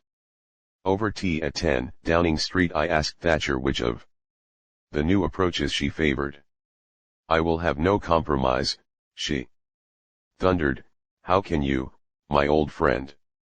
How can you say these things?" She was so irate I did not have the heart to explain that the idea was not mine but her chief diplomat's. Her position, Thatcher explained, was a matter of principle and of strategy. Hence her disappointment that her closest ally had offered mediation in response to an unprovoked attack on British territory. In my speech that evening, titled Reflections on a Partnership, I endorsed Thatcher's position on the Falklands crisis. The United States would be unwise to abandon a close ally, as it had over Suez in 1956. The strategic position or self-confidence of a close ally on a matter it considers of vital concern must not be undermined. It is a principle of no little contemporary relevance. In this sense the Falklands crisis in the end will strengthen Western cohesion. 48. Still, as was occasionally the case with Thatcher, ideas she had resisted at the outset would later reach a point of apparent acceptance. This was no less true with respect to her position on the Falklands. She allowed her negotiating position to evolve inch by inch, even as Argentina foolishly showed little sign of responding in kind. By the time of what was described as the final British offer, transmitted via UN Secretary-General Javier Pérez de Cuellar on May 1749, Thatcher had agreed to allow UN administration of the islands in exchange for Argentine withdrawal. Falklands sovereignty itself would be a matter for future negotiation. These concessions, made largely to maintain American support, had carried her a considerable distance from her initial insistence on restoring the status quo ante. Was her final proposal based on cold, rational analysis? Or was there a Machiavellian element in Thatcher's stance? Having witnessed Argentine intransigence throughout the negotiations, she may have concluded that chances were slim that Galtieri would accept her offer. The offer may also have been a fallback if the fleet by then approaching the Falklands were to suffer unacceptable losses. With such an uncertain outcome, and in pursuit of the high ground bestowed by an unbrokered solution, she assumed considerable risk.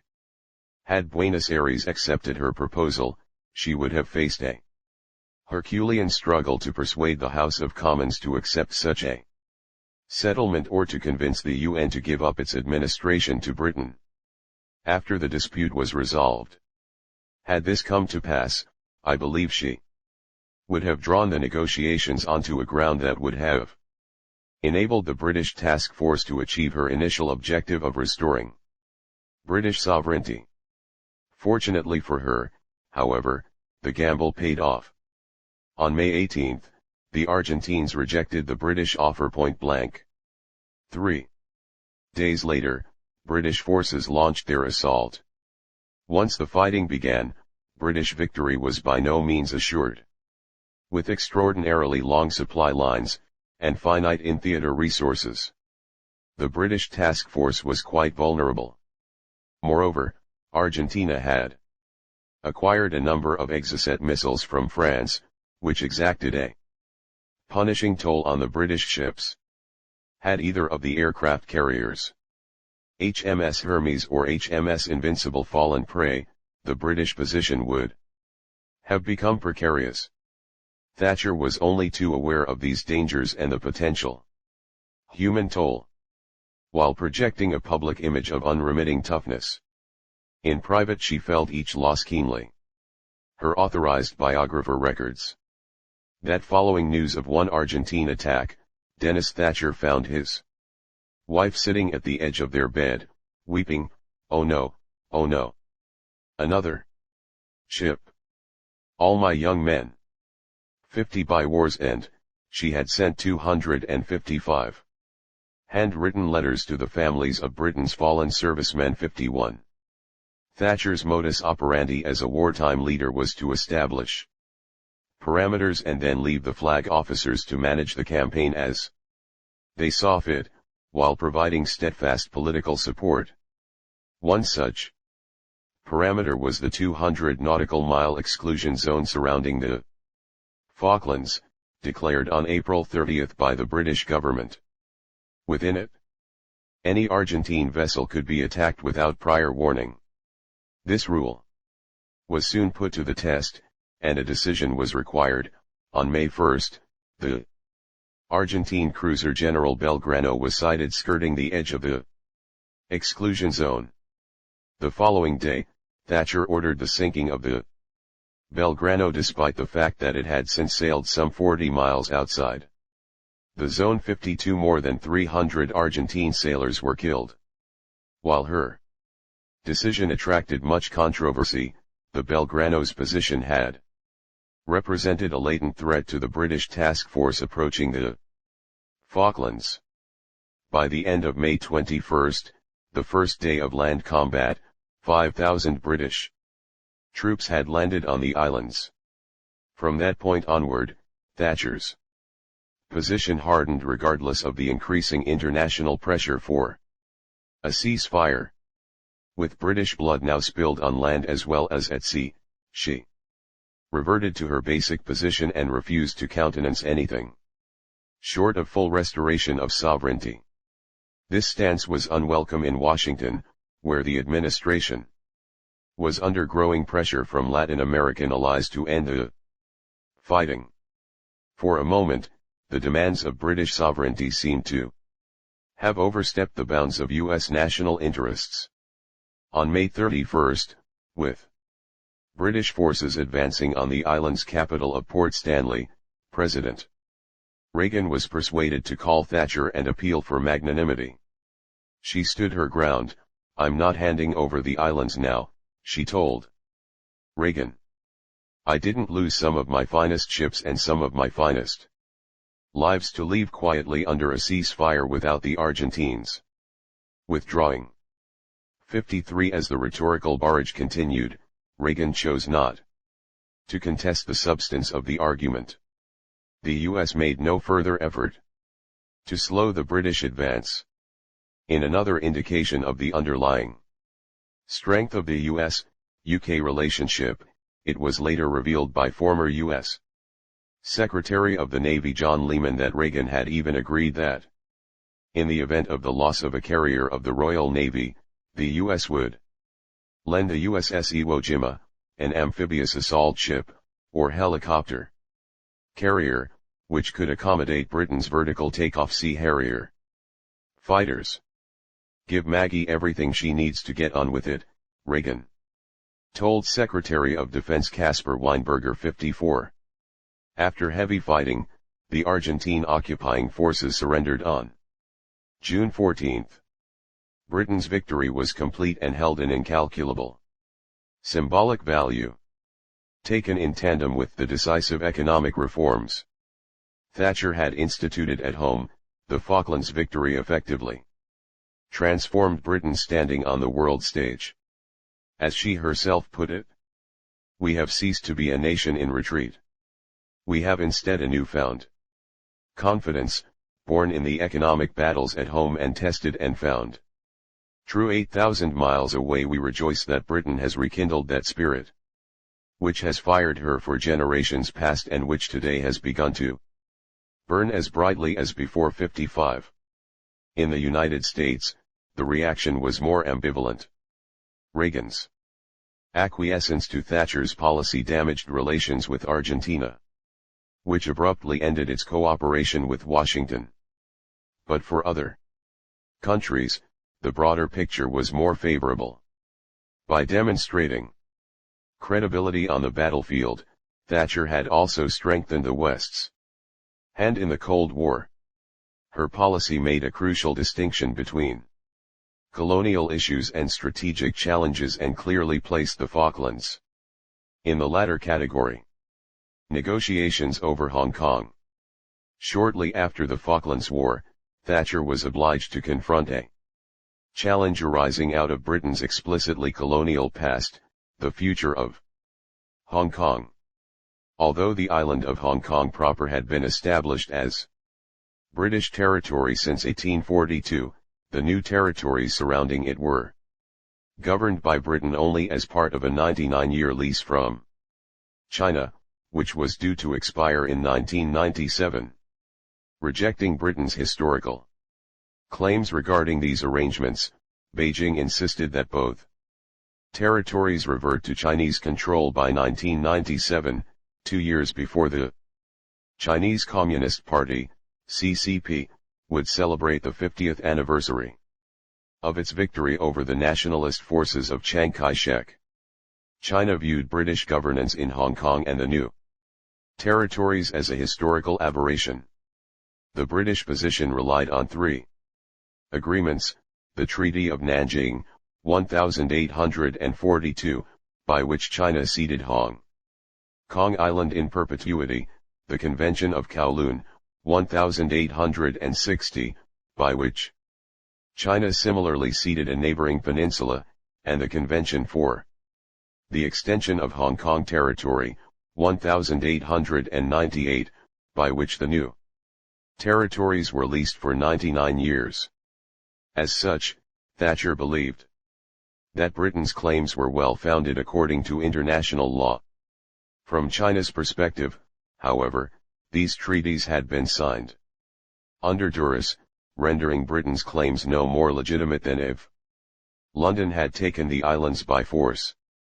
"I was familiar with Chinese thinking on the matter, having heard it expressed in conversations with Zhou Enlai, China's chief diplomat and titular head of government under Mao Zedong from 1949 to 1975, and more extensively in speaking with Deng Xiaoping, China's paramount leader from 1978 to 1989. During these discussions, which dealt mainly with U.S.-China relations, Hong Kong was broached only tangentially. Deng explained that China would be patient in negotiations but would not compromise on the issue of sovereignty, which it identified with the inviolability of Chinese territory. It might, however, agree to a degree of autonomy for Hong Kong if doing so would facilitate reunification with Taiwan. By 1982, with the 1997 deadline for the new territories lease on the horizon, China publicly communicated its intention to expand negotiations so as to include the island of Hong Kong itself. Thatcher, flush with success in the Falklands, had adopted an entrenched position against any surrender of British sovereignty, especially regarding Hong Kong proper. Thatcher was also resolutely opposed to relegating British citizens to rule by the Communist Party. Given her belief that any communist system, Chinese, Soviet or other, subverted individual freedom, she felt that Beijing could not be relied upon to uphold the rights of Hong Kong citizens. On one occasion, she complained to me of the great cruelty of which Deng Xiaoping was capable. 56 During another meeting in Hong Kong, held on a private plane to avoid eavesdropping, she left me with no doubt regarding her negative view of the Chinese leadership as a whole. But Thatcher's political choices were limited. Unlike the Falklands, there was no possibility of a military solution against the People's Liberation Army. Hong Kong was indefensible. A solution would have to be found through negotiation. Lurking in the background, however, was the fact that, should the two parties reach a stalemate, China had the power to settle the question unilaterally. Thatcher's tactic was to hold flexibility in reserve. In early conversations, she avoided discussing sovereignty, instead seeking a Chinese pledge that Britain would continue to administer Hong Kong. This arrangement, she argued, was the only way to retain the confidence of international business, which was vital to Hong Kong's prosperity at the time and would continue to be essential after 1997. In September 1982, Thatcher carried these sentiments with her to Beijing. But in strained meetings with Deng and Prime Minister, and later General Secretary of the Communist Party, Zhao Ziyang, she received a lesson in Chinese realities. Both publicly and privately, she was informed not only that the issue of sovereignty was non-negotiable, but also that continued British administration was out of the question. Beijing would permit Hong Kong's capitalist system to endure, but only under Chinese auspices. As one British official later noted, for the Chinese, if it came to the crunch, sovereignty took priority over prosperity. 57. There were few straws here at which Thatcher might grasp. Leaving her meeting with Deng, she stumbled down the steps of the Great Hall of the People. Chinese superstition held this to be a bad omen. Within 10 days, the Hong Kong stock market had fallen by around 25%. Thatcher's initial response was to dig in deeper, as I witnessed during a working dinner at 10 Downing Street that November. The meeting's purpose was to seek my views on how the British might best play our hand in our negotiations with the Chinese on the future of Hong Kong. 58. As I recall it, however, the substance of the discussion was rather different. Although British officials must have previously informed Thatcher of their view that sovereignty over Hong Kong would have to be ceded, she certainly did not show an awareness of it. Initially, she rejected the cession of sovereignty out of hand, adamantly asserting that she would never give up Hong Kong. Her every instinct militated against surrendering the island, with its unique British-Chinese way of life.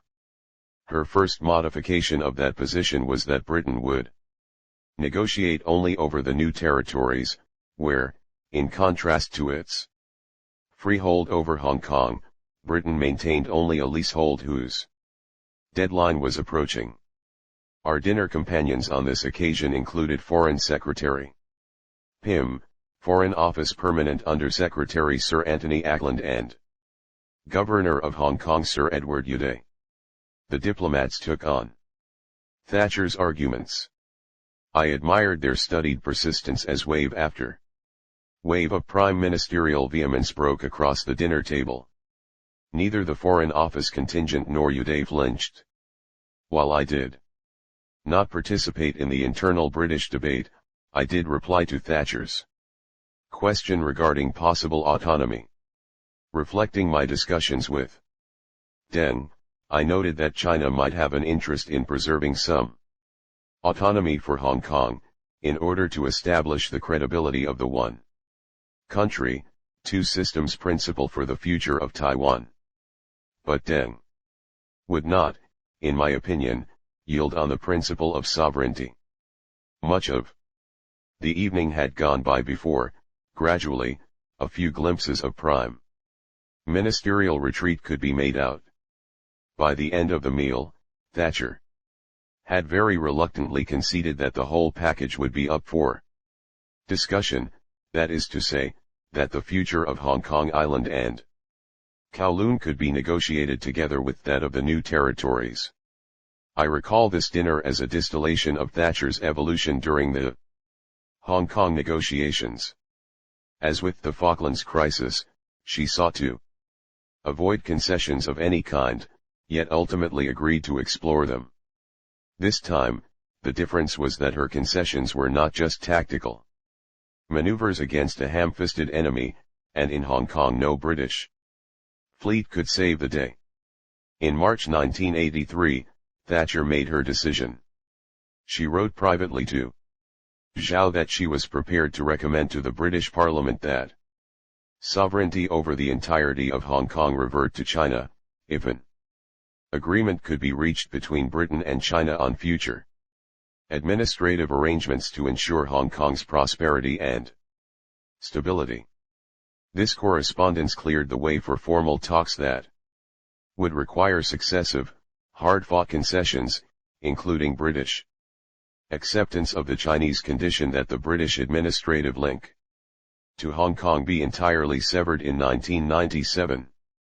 In her memoirs, Thatcher recalled a conversation with Deng Xiaoping that reveals the tense nature of their negotiations. He said that the Chinese could walk in and take Hong Kong back later today if they wanted to. I retorted that they could indeed do so, I could not stop them. But this would bring about Hong Kong's collapse. The world would then see what followed, a change from British to Chinese rule. For the first time, he seemed taken aback. 59. In December 1984, Thatcher and Zhao signed the Sino-British Declaration, under the terms of which the transfer of sovereignty would occur on June 30, 1997. The treaty dealt not only with the fixed conditions of sovereignty but, uniquely, with a 50-year process through which the territory would transform itself from a British possession into a theoretically autonomous component of the Chinese state. With the completion of the handover, the agreement stipulated China's sovereignty over Hong Kong would coexist with the contingent and subjective condition of autonomy for a 50-year period. Yet in any clash between the two, Chinese sovereignty was bound to prevail. The functional success of the 50-year Hong Kong agreement thus depended on the perception that all parties were pursuing its terms. But the perceptions of the two parties differed even as the agreement was drafted, and their differences only congealed with the passage of time.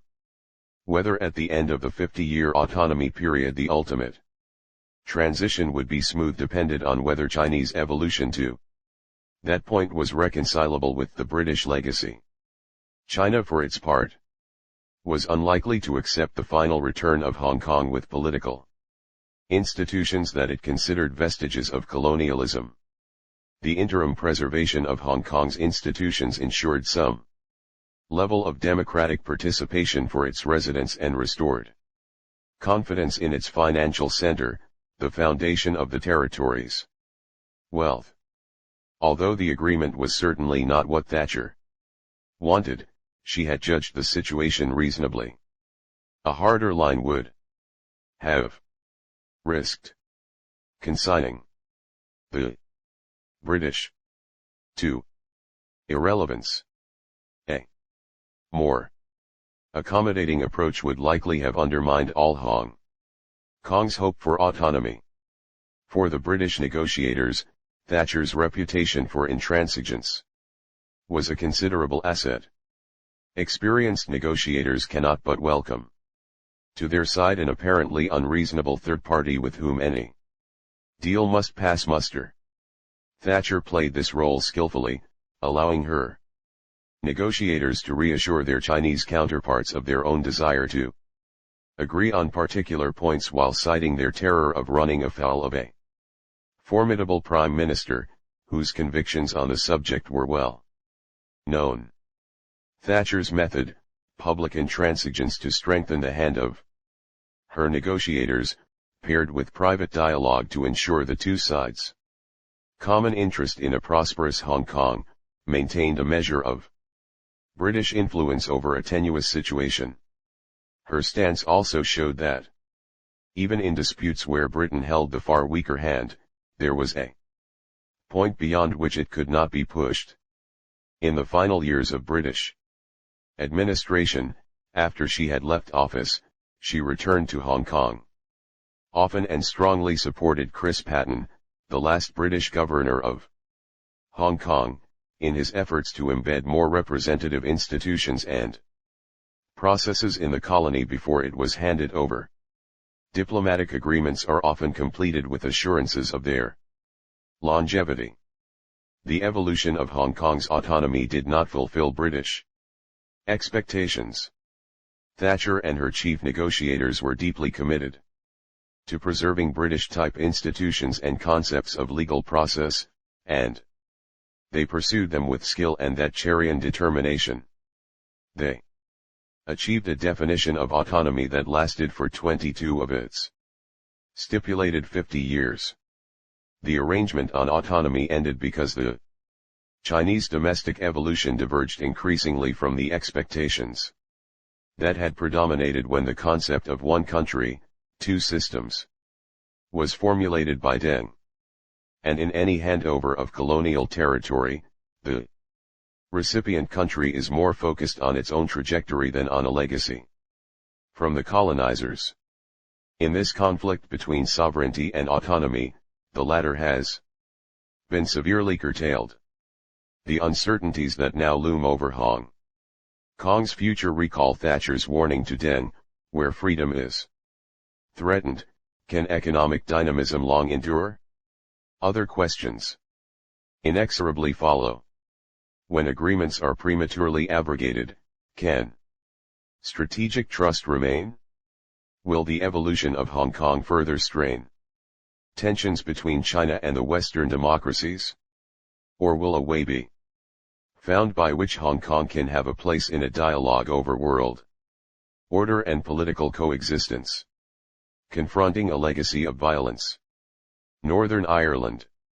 No affair of state touched Margaret Thatcher more directly than the conflict in Northern Ireland, the 6 counties that remained part of the United Kingdom after Ireland was partitioned in 1921. Paradoxically, however, no major issue during her premiership provoked as much self-doubt.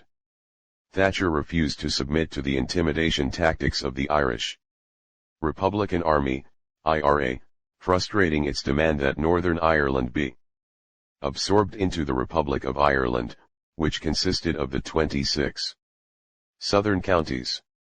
Through summit diplomacy, she mended relations between Britain and the Republic of Ireland to a great degree.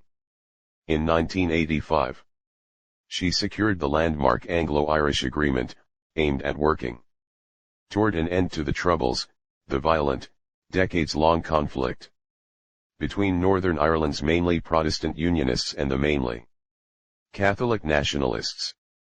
Thatcher's actions were even more striking considering that, only weeks before she became Prime Minister in May 1979, Harry Neave, the man who would have been her Secretary of State for Northern Ireland, was assassinated by an IRA splinter group. The murder of this close personal friend and hero of the Second World War reaffirmed Thatcher's basic instincts concerning how to approach Northern Ireland, reinforcing security while pressing the Irish Republic to combat terrorism. She understood that terrorists were following a strategic logic. Reflecting on the situation later, she defined her understanding of their approach as the calculated use of violence, and the threat of it, to achieve political ends, specifying, in the case of the IRA those ends are the coercion of the majority of the people of Northern Ireland, who have demonstrated their wish to remain within the United Kingdom, into an all-Ireland state. 60. In Northern Ireland as elsewhere, terrorism was the method of the weak.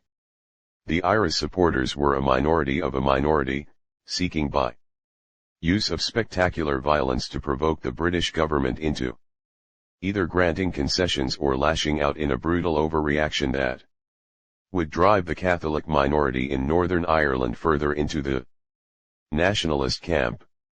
Neave's killing failed to shake Thatcher, whose sympathies remained firmly with Northern Ireland's Protestant and Unionist majority, a view reinforced by her lingering grudge against the Republic of Ireland for its neutrality during the Second World War.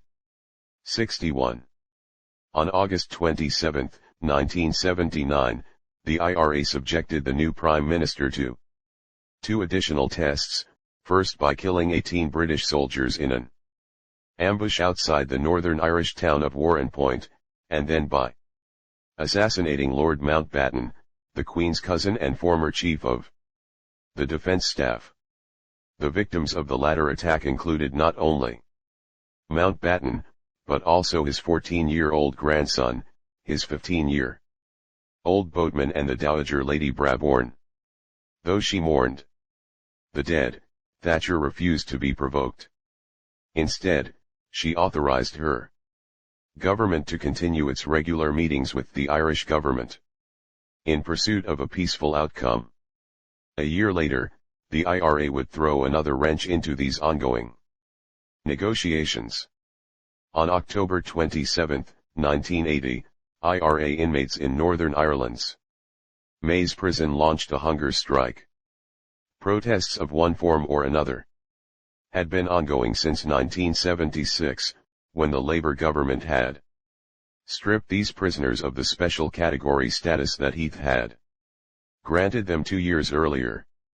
Perhaps the prisoners now hoped that Thatcher would follow the example of her conservative predecessor.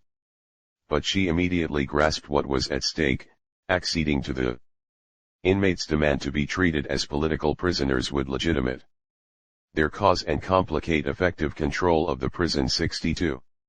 When the UK's Foreign Intelligence Service, MI6, quietly reactivated its secret link with the IRA in early December 1980, it learned that some IRA leaders favored an end to the strike. This information was passed to Thatcher.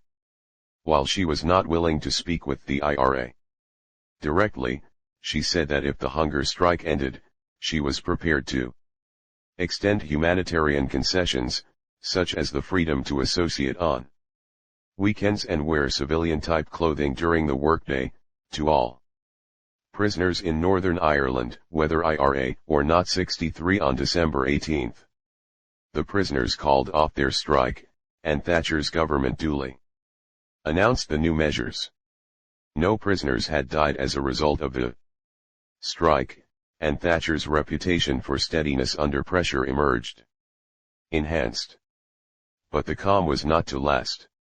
On March 1, 1981, Bobby Sands, the 26-year-old leader of the Maze's IRA prisoners, announced another hunger strike, reiterating their demand that IRA inmates be treated as political prisoners. Thatcher was unimpressed. There is no such thing as political murder, political bombing, or political violence, Thatcher said in a speech in Belfast on March 5, insisting, there is only criminal murder, criminal bombing, and criminal violence. We will not compromise on this. There will be no political status. 64 The battle lines were drawn. Then, in a stroke of extraordinary luck for the IRA, a parliamentary seat opened up in a heavily nationalist constituency in Northern Ireland. Sands declared his candidacy and, from his prison cell, became the first candidate affiliated with the nationalist party Sinn Féin to win a seat in the UK Parliament since 1955. When the second hunger strike culminated in his death on May 5, riots broke out across Northern Ireland, and pressure mounted on Thatcher's government. Tens of thousands attended Sands' funeral in Belfast. The hunger strike by other prisoners continued throughout the summer. Despite additional pressure from the Catholic Church and U.S. House Speaker Tip O'Neill, Thatcher maintained her position, which enjoyed broad support from the British public. Pressed about Sands' fate during question time in the House of Commons, she replied, acidly, Mr. Sands was a convicted criminal. He chose to take his own life. It was a choice that his organization did not allow to many of its victims. 65 In total, 10 prisoners died before those remaining gave up on October 3. With great steeliness, Thatcher had sacrificed compassion to duty. Ireland, a non-permanent member of the UN Security Council from 1981 to 1982, had damaged relations with the United Kingdom by stridently criticizing the Falklands War at the UN.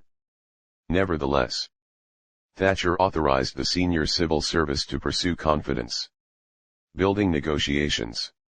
Ireland's Dermot Nally and Britain's Robert Armstrong, the cabinet secretaries of their respective countries, led the steering committee of the Anglo-Irish Intergovernmental Council, which had been set up by Thatcher and her Irish counterpart in 1981. Nally and Armstrong's doggedness and dedication helped carry the relationship through its rough patches. Little was achieved at first, but after the June 1983 elections widened the Conservative majority in Parliament, Thatcher and the Irish Taoiseach, Prime Minister, Garret Fitzgerald, communicated regularly, allowing them to overcome challenges such as the escape of 38 prisoners from the Maze in September and the IRA's bombing of Harrods Central London department store in December, which killed 6 people, including 3 police officers, and injured 90 others. When another IRA-planted bomb ripped through Brighton's Grand Hotel in the early morning hours of October 12, 1984, Thatcher was awake in her suite, having just finished editing her address for the next day's Conservative Party conference. Unheard but caked in dust, she changed into a navy suit and by 4 a.m. was speaking to the cameras. The conference will go on, as usual, she informed the nation. 66 Her presence at the lectern the following afternoon was proof of the attack's failure. It was an attempt not only to disrupt and terminate our conference, it was an attempt to cripple Her Majesty's democratically elected government. That is the scale of the outrage in which we have all shared, and the fact that we are gathered here now, shocked, but composed and determined, is a sign not only that this attack has failed but that all attempts to destroy democracy by terrorism will fail. 67 Proceeding to thank the first responders who had raced to the scene. Thatcher expressed her sympathy for those who were suffering and then, in typically no-nonsense style, announced that her speech would cover business as usual, one or two matters of foreign affairs, as well as two economic topics. Selected for special consideration: unemployment and the miners' strike. 68. Immediately after her address, she visited the bombing victims who had been hospitalized. "Today we were unlucky," the IRA said in its statement, claiming responsibility for the attack, "but remember, we have only to be lucky once. You will have to be lucky always." 69. 5 people were killed in the attack, including one MP, and 30 were injured, some very seriously. Had the bombers possessed more accurate intelligence about her location, the Prime Minister would likely have been among them. Thatcher refused to permit the IRA's attempt on her life to jeopardize negotiations with the Republic of Ireland. After a brief pause, the summits resumed. By July 25, 1985, the British cabinet had approved a draft of the Anglo-Irish Agreement. The basic formula was for Britain to permit a formal consultative role for Ireland in the affairs of Northern Ireland in exchange for Dublin's agreement to temper its ambition to reclaim the province, which had been codified in Articles 2 and 3 of the 1937 Irish Constitution. In signing the agreement, Fitzgerald and Thatcher were acknowledging reality. Ireland formally agreed that any change in the status of Northern Ireland would only come about with the consent of a majority of the people of Northern Ireland, noting that at present this same majority favored remaining in the United Kingdom. 70. Britain agreed that, due to the province's significant Catholic minority, the Irish Republic would be given an opportunity to exert a significant influence in Northern Ireland. The agreement's importance lay in its directing Ireland's influence into legitimate channels, such as the new Intergovernmental Conference, without undermining British sovereignty. The House of Commons approved the agreement by a vote of 473 to 47, demonstrating British support as overwhelming as the Northern Irish Unionists' rejection of it. Thatcher and Fitzgerald officially signed the document at Hillsborough Castle in Northern Ireland on November 15, 1985. Over the following months, the Protestant majority counties of Ulster erupted in demonstrations, reserving the choicest venom for Thatcher.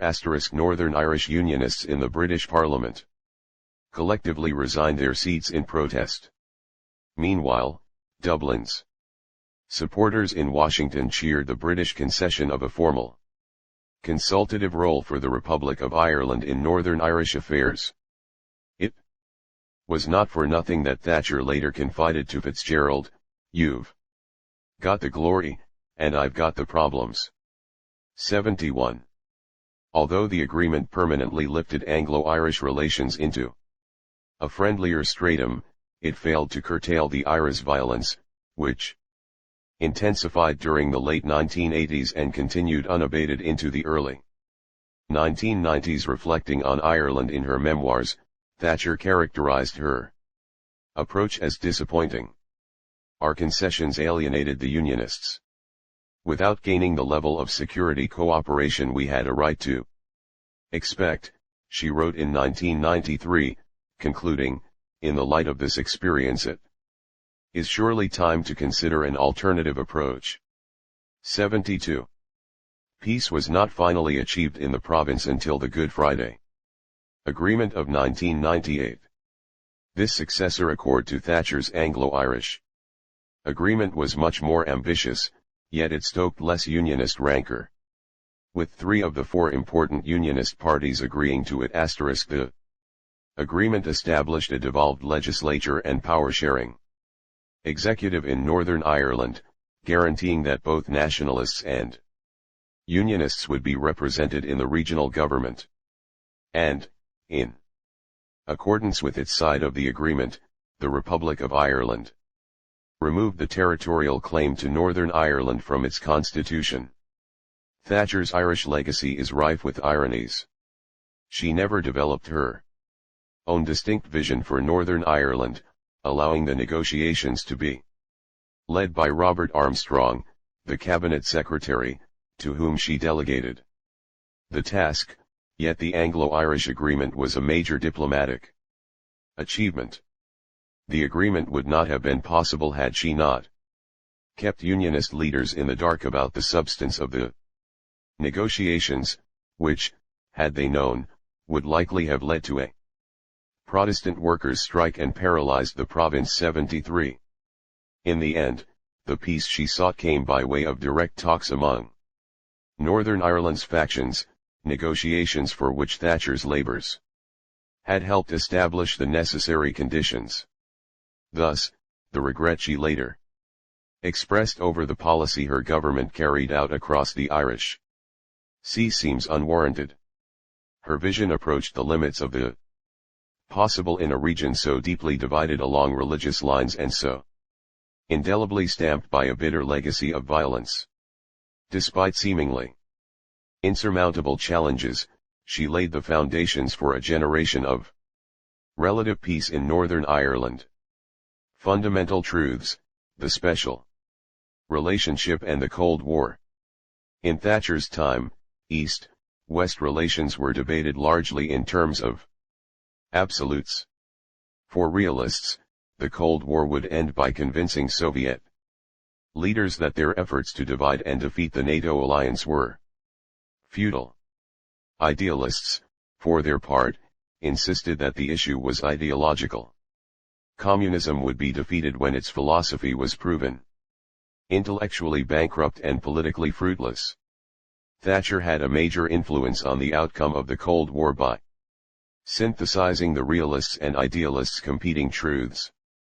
She insisted on the overriding importance of national defense, an independent nuclear deterrent and allied cohesion, principles from which she never deviated, but her thought evolved to include a conviction that peace could best be preserved and Western values vindicated by exploring coexistence with the USSR. She was never tempted by prospects of appeasement, the child of a generation that had drawn lessons from Munich. She sought to combine strong defense with constructive negotiations. Further, she understood the importance of public diplomacy, receiving an enthusiastic popular welcome on official visits to Eastern Bloc countries such as Hungary and Poland.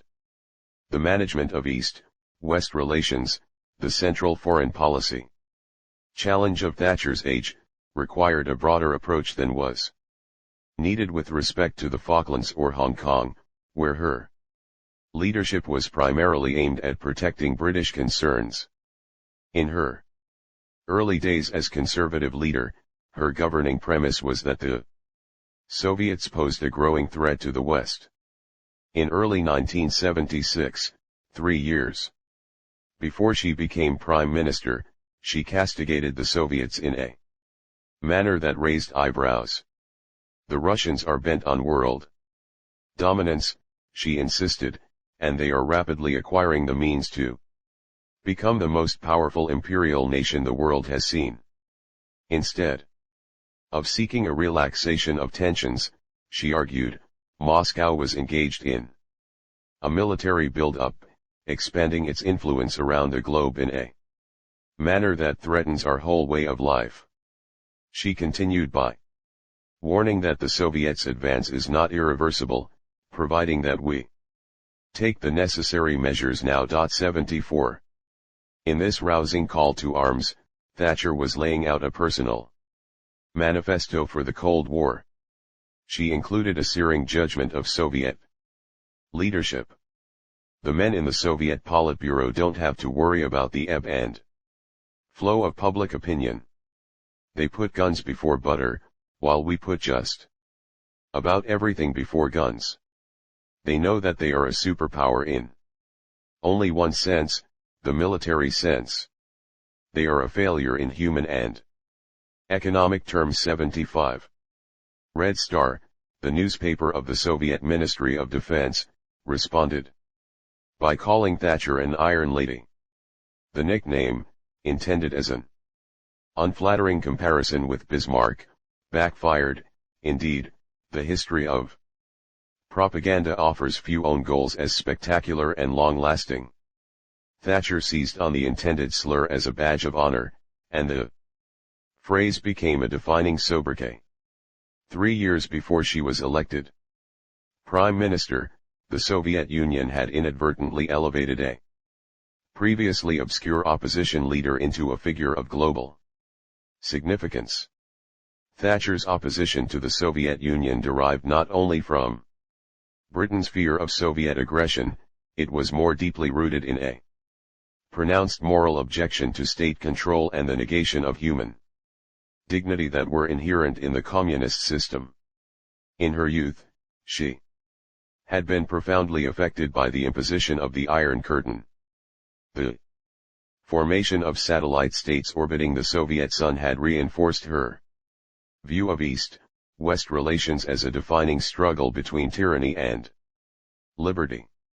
The doctrine publicly outlined in 1968 by Soviet Communist Party leader Leonid Brezhnev asserted a Soviet right to defend embattled communist parties anywhere, and especially the totalitarian rulers of Eastern Europe, against their own people. 76. As Thatcher was wont to remind her audiences, Brezhnev had described his position with brutal honesty, maintaining that the total triumph of socialism all over the world is inevitable. 77. Thatcher never hesitated to contrast this overweening ambition with the record of the West. We do not aim at domination, at hegemony, in any part of the world. Of course, we are ready to fight the battle of ideas with all the vigor at our command, but we do not try to impose our system on others. 78. Thatcher understood that rhetoric alone would not end the Cold War or keep the West united. East-West relations would need to be reshaped, a task inconceivable without the support and leadership of the United States. This was perhaps chief among the many reasons for her fundamental commitment to reinvigorating transatlantic ties, the heart of her foreign policy. In September 1975, shortly after she became party leader, Thatcher visited the United States. On American soil, she stressed the shared ideals, particularly the exercise of individual freedom, that underpinned her vision of the relationship between the two countries. In a speech at Washington's National Press Club, she sought to shake off the pessimism that threatened to paralyze the free world, rallying spirits with a message based on both morality and efficacy. My real reason for believing in the future of Britain and America is because freedom under the law, the essence of our constitutions, is something that both honors human dignity and at the same time provides the economic opportunity to bring greater prosperity to our people, a personal prosperity based on individual choice. In short, it works incomparably better than other systems. 79. The principal other system to which she referred was, of course, communism. Her thinking about the Cold War thus combined an understanding of the primacy of American power with a strong conviction that Britain, which had provided ballast to the occasionally fluctuating character of American foreign policy for more than 40 years, could still play a vital international role. Britain's international posture had long been defined by both a clear-eyed assessment of human nature in the raw and a high estimation of its own contributions to history. 80. In the British political tradition, the concept of balance of power was treated as axiomatic. The British leaders of the 19th and early 20th centuries, the high point of British influence, recognized the importance of maintaining alliances in at least part of the European continent, as well as bases in other parts of the world.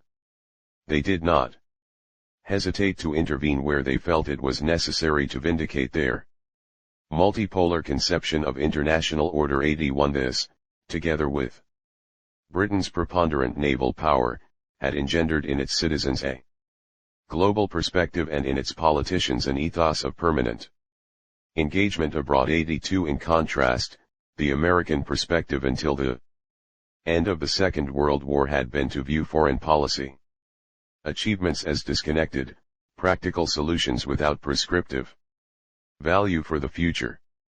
From this faith there developed an avoidance of permanent responsibilities and vacillation in external commitments. On assuming office, Thatcher was determined to reassert the earlier theme of partnership, best exemplified by Anglo-American solidarity in the Second World War. She was prepared to support American diplomatic efforts in the Cold War, but she also insisted that the British government provide input on the direction of U.S. policy. To this end, she supported President Carter's response to the Soviet invasion of Afghanistan in December 1979. But it was during the Reagan presidency that a true partnership developed and flourished. Reagan's approach to the Soviets was the essence of simplicity: we win, they lose. 83 Thatcher's view was more nuanced, but she nonetheless admired the assertiveness, energy, and optimism Reagan brought to the struggle. Above all, she shared his commitment to democratic values.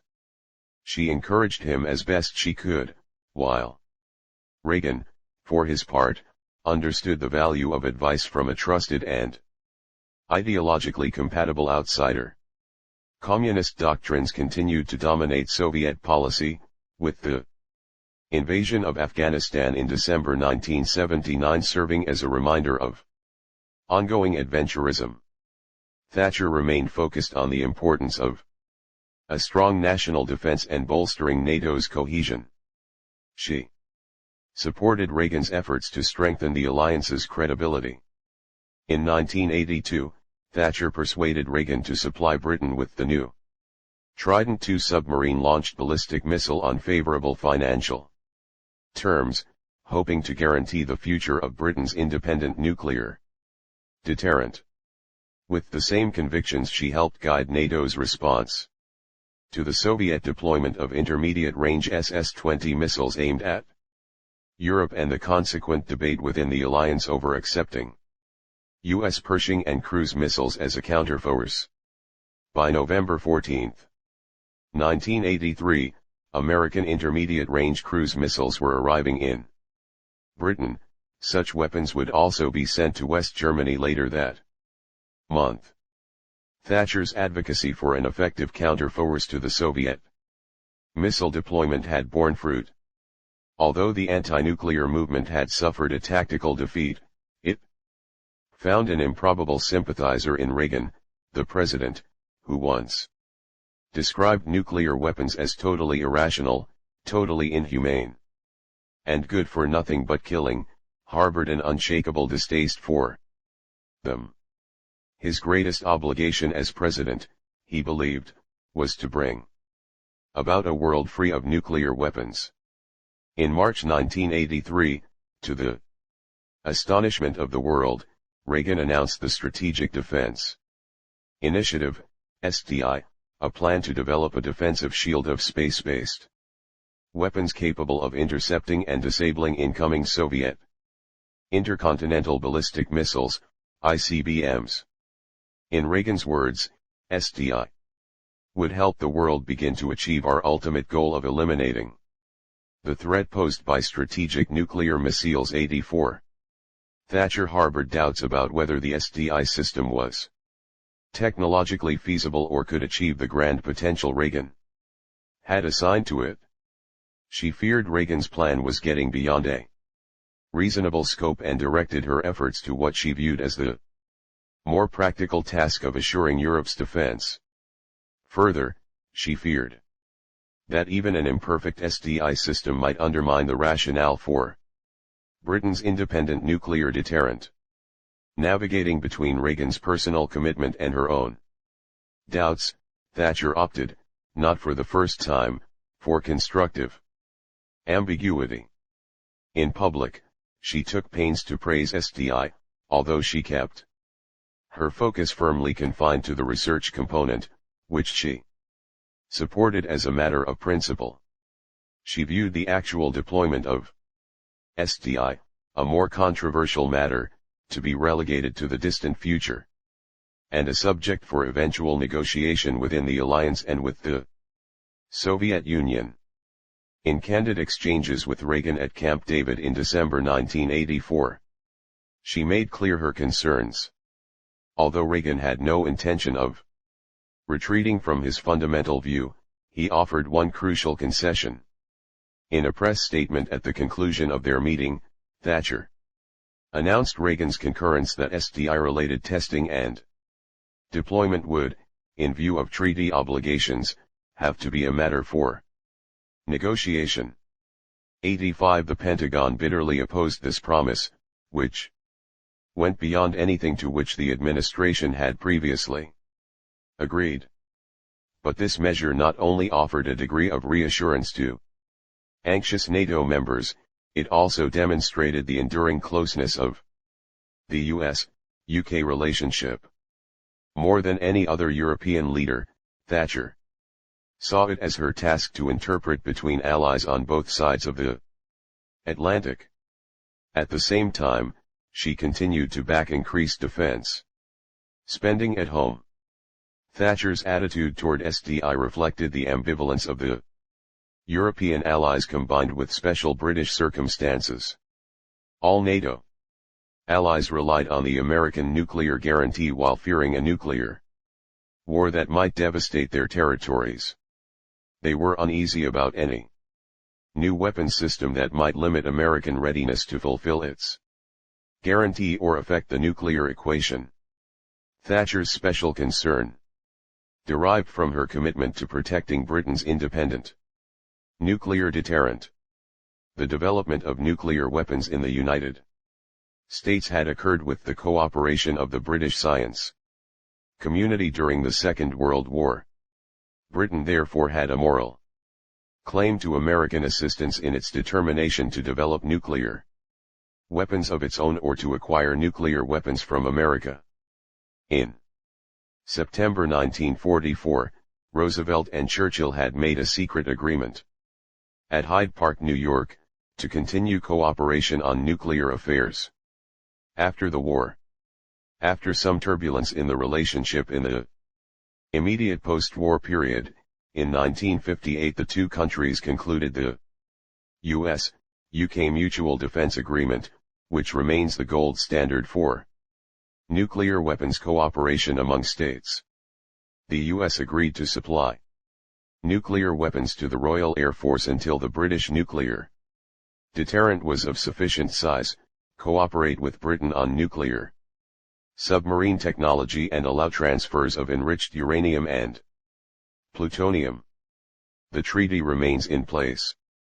The British commitment to a nuclear role was constant in every cabinet of both parties. It gave Britain a capacity to resist nuclear blackmail, as happened when the Soviet Union implied a nuclear threat during the Suez Crisis in 1956. It also gave Britain the capacity to negotiate competently in arms control discussions. On the American side, the attitude was not always uniformly shared, due to US concerns about nuclear proliferation.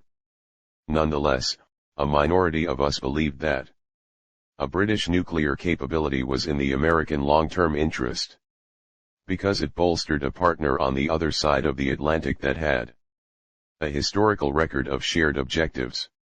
It also increased Soviet difficulty in attempting to read, or anticipate, NATO's reaction in a potential crisis.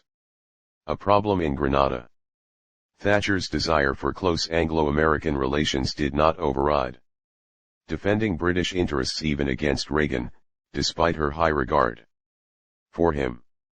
A dramatic example came in October 1983 following the U.S. invasion of the Caribbean island of Grenada.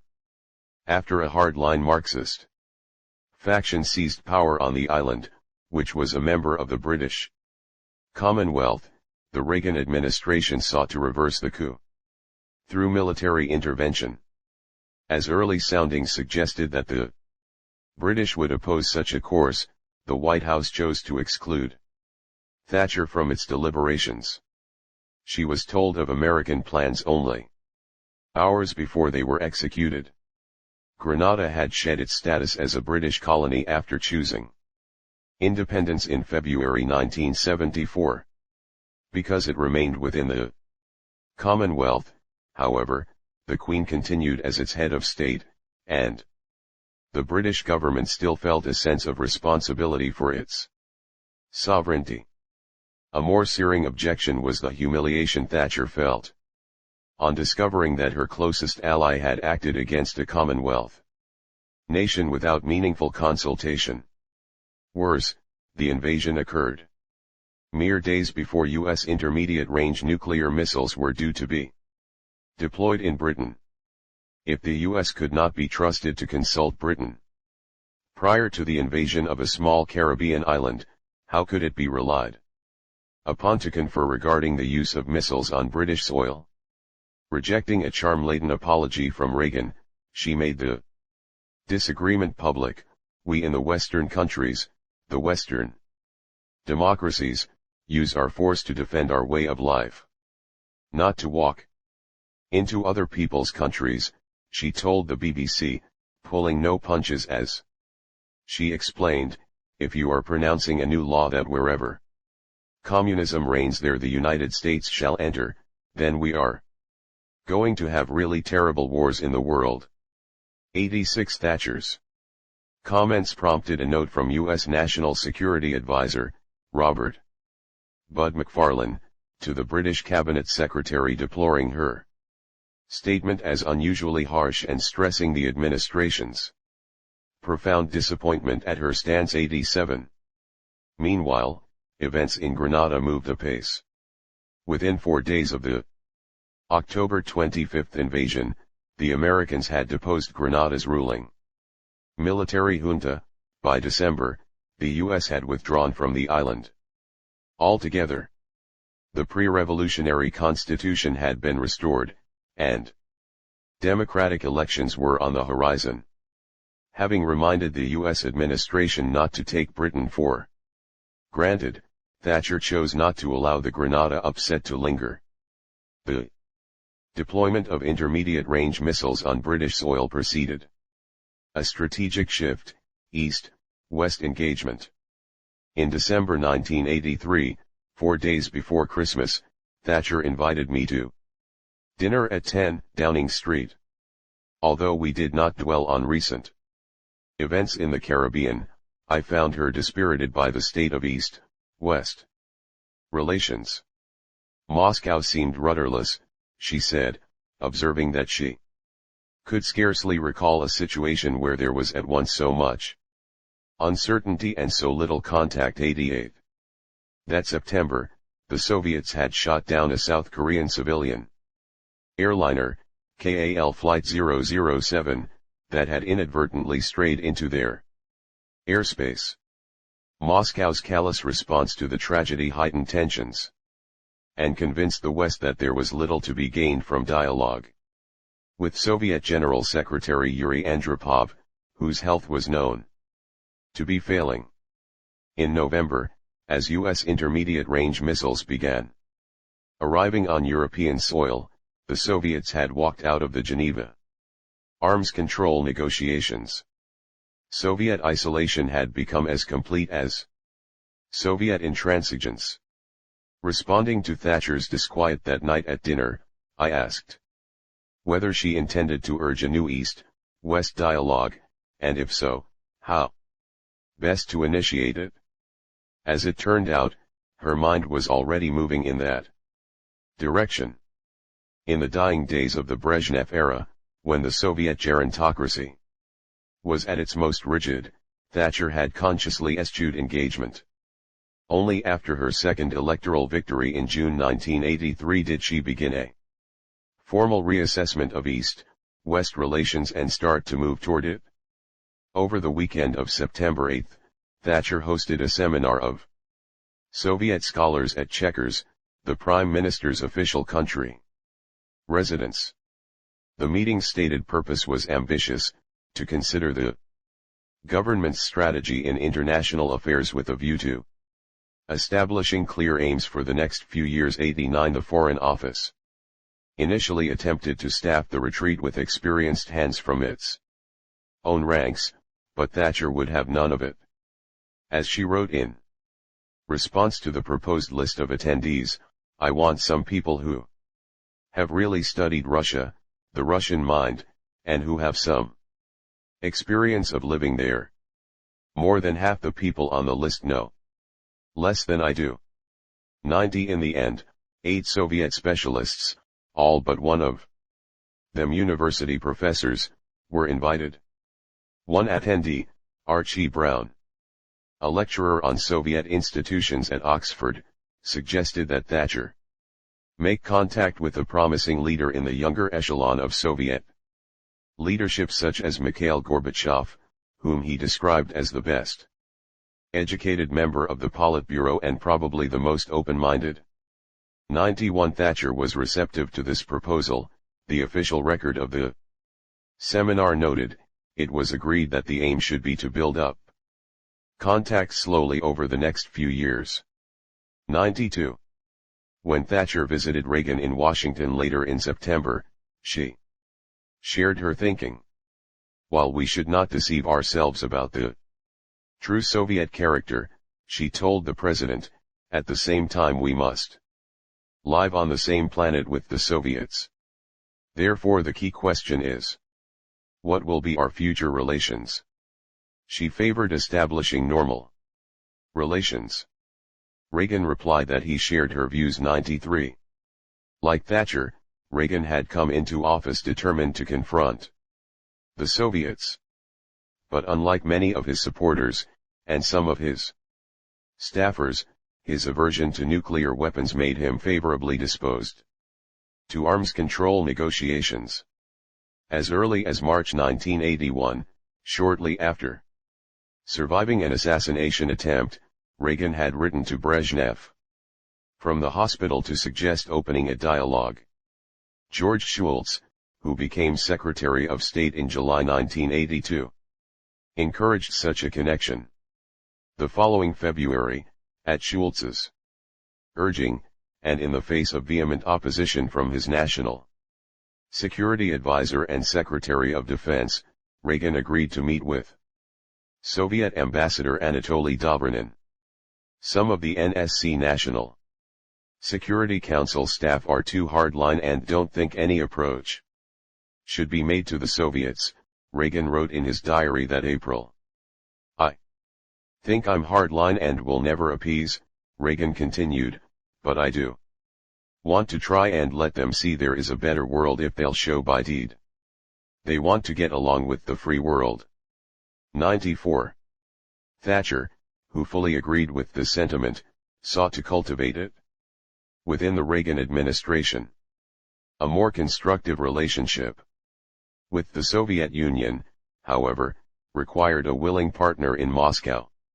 Andropov's death in February 1984 propelled Konstantin Chernenko to the leadership, but the 72-year-old apparatchik, who suffered from emphysema and a heart condition, gave Thatcher little reason to hope for an immediate improvement in relations.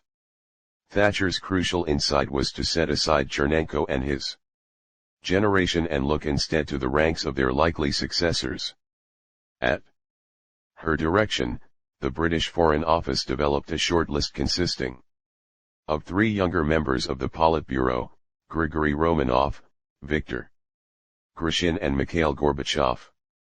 Inviting Gorbachev, to whom she had already been alerted, made the most sense given his position as Chairman of the Foreign Relations Committee of the Soviet Legislature. 95 With Chernenko still head of state, diplomatic protocol had to be observed. Thatcher arranged for Gorbachev to be invited to Britain as head of a visiting Soviet parliamentary delegation, a suitably innocuous overture that would allow her to meet him and take his measure. Accepting, Gorbachev arrived in Britain with his wife, Raisa, in December 1984.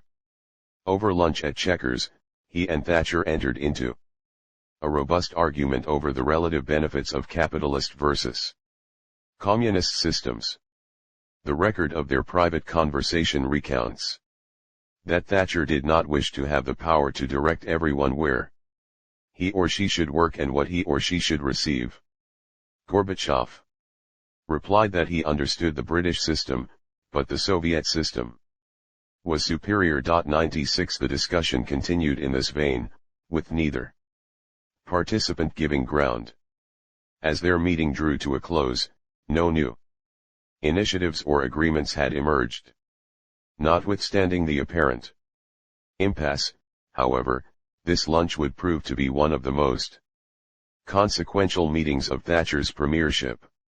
As she later wrote, Thatcher recognized that, while Gorbachev's remarks parroted familiar Marxist dogma, his personality could not have been more different from the wooden ventriloquism of the average Soviet apparatchik. Later in the day, Thatcher came to understand that it was the style far more than the Marxist rhetoric which expressed the substance of the personality beneath. 97 She sensed that Gorbachev was inherently more flexible than his predecessors. And, as usual, she did not hesitate to make her views known. "I am cautiously optimistic," she told the BBC the next day, adding, in a remark which became famous, "I like Mr. Gorbachev. We can do business together." 98. But at a Camp David visit with Reagan that December, she adopted a cautious tone. Yes, Gorbachev was charming and open to discussion and debate, White House records of the meeting recount, but Thatcher also mused, the more charming the adversary, the more dangerous. 99. Yet this concern did not detract from her central conclusion. As Reagan later put it, she told me that she believed that there was a chance for a great opening. Of course, she was proven exactly right. 100. After Gorbachev became General Secretary following Chernenko's death in March 1985, support grew for Thatcher's positive evaluation of the new Soviet leader, as did pressure on Reagan to participate in an early summit with him. Hardliners in the Reagan administration argued strongly against this course, insisting that unremitting pressure would eventually cause the Soviet system to crash. They argued that through dialogue much Allied cohesion could be lost. Taking up the other side of the argument, Schultz sought to reinforce Reagan's instinctive desire to meet with the new Soviet leader. My own view, as expressed to Thatcher, was that Reagan's efforts to build U.S. strength and gain Soviet respect during his first term had put him in a strong negotiating position in his second 101. By the early summer, Reagan had made up his mind, announcing plans for a summit with Gorbachev in Geneva that November. It proved to be a turning point. In the best tradition of the special relationship, Margaret Thatcher served as a trusted partner and counselor, providing the administration with independent and well-informed judgment. Reagan based much of his negotiating approach at Geneva on an unsolicited and unusually detailed letter from Thatcher dated September 12, 1985, in which she provided advice on how to engage with Gorbachev. 102 In effect mediating between Reagan and Gorbachev at this time, Thatcher was at the height of her international influence. Thatcher's enthusiasm for dialogue with Gorbachev grew during the later 1980s as he embarked upon an extensive program of domestic Reform. For the European left, Gorbachev's talk of reform and openness, glasnost and perestroika, sufficed to undercut the Thatcherite premise of a continuing Soviet threat. The anti-nuclear movement found new grist for the cause of complete disarmament. Such talk was anathema to Thatcher, who never tired of reiterating to her European colleagues the virtues of combining diplomatic flexibility with the need for a strong defense and awareness of a continuing Soviet threat. Against this backdrop, a serious crisis in transatlantic relations erupted. In October 1986, Reagan and Gorbachev met in Reykjavik, Iceland, where they decided to pursue the American president's vision for a nuclear-free world. What had been billed as an informal meeting to prepare for a fully fledged summit in Washington evolved into exchanges of a magnitude rarely choreographed, much less improvised, on the international stage. Gorbachev had come to Reykjavik prepared to agree to dramatic cuts in the Soviet nuclear arsenal, hoping to persuade Reagan not only to follow suit but also to abandon the Strategic Defense Initiative, SDI. Behind closed doors, the two leaders discussed ever greater cuts, reaching a crescendo with Reagan's suggestion that they agree to phase out nuclear weapons altogether. "We can do that," confirmed Gorbachev. "We can eliminate them." 103 The dialogue reached the point of preparing the draft of a memorandum of understanding to that effect. The talks eventually foundered over the issue of SDI. Gorbachev insisted that SDI be confined to the laboratory for 10 years. Reagan, convinced that SDI was needed as a hedge even in a non-nuclear world, and that testing it in outer space was essential, refused. The American president ended the stalemate by abruptly walking out of the meeting, thereby scuttling the provisional agreement to abolish all nuclear weapons, which had already been drafted. A decade or so later, I asked Anatoly Dobrinin, who was foreign policy advisor to Gorbachev at the time of Reykjavik, why the Soviet negotiators had not accepted the main feature, freezing and then mutually and radically reducing the number of weapons. The issue of testing in outer space could have been relegated to a follow-up technical conference in, say, Geneva. Because we had nobody in the room who knew much about nuclear strategy, he replied, and because it never occurred to us that Reagan would walk out of the room. Thatcher was profoundly unsettled. In urging Reagan to do business with Gorbachev, she had not thought it possible that such engagement might lead to a complete upending of existing US and British defense policy. Meeting with her 2 months after Reykjavik, I found her greatly disturbed by the course of events. The summit had been an earthquake that would jeopardize all the good work done by the Reagan administration to improve relations between the US and its European allies, she said. By attempting to undermine the long-standing NATO agreement over the role of nuclear weapons, Reagan had come close to delegitimizing a pillar of the transatlantic alliance. Thatcher conceived her challenge now to help bring the president to a position on more solid ground. She was, she told me, determined to set aside Reykjavik 104. Her initial approach was to cocoon her message in the warmest of praise, calling Reagan at the White House. The day after the summit, she opened disingenuously by telling him he had done wonderfully at Reykjavik. The summit, she judged, looked like a Soviet setup, and it was essential to put the blame for stalemate on Gorbachev. Then she went on the offensive, warning Reagan that to advocate the elimination of nuclear weapons altogether would be tantamount to surrender, so we must be very, very careful. Her pleas left Reagan unmoved. When Thatcher reiterated her concern that if nuclear weapons were eliminated, the Soviets, with their conventional superiority, could just sweep across Europe, Reagan replied that he was sure we could develop a strategy to defeat the Soviets, implying that he believed the task could be achieved by conventional military means. 105. None of this was what Thatcher wanted to hear. She realized that on an issue as deeply embedded in Reagan's mind as the abolition of nuclear weapons, he simply would not retreat, at least not directly. So she changed tactics.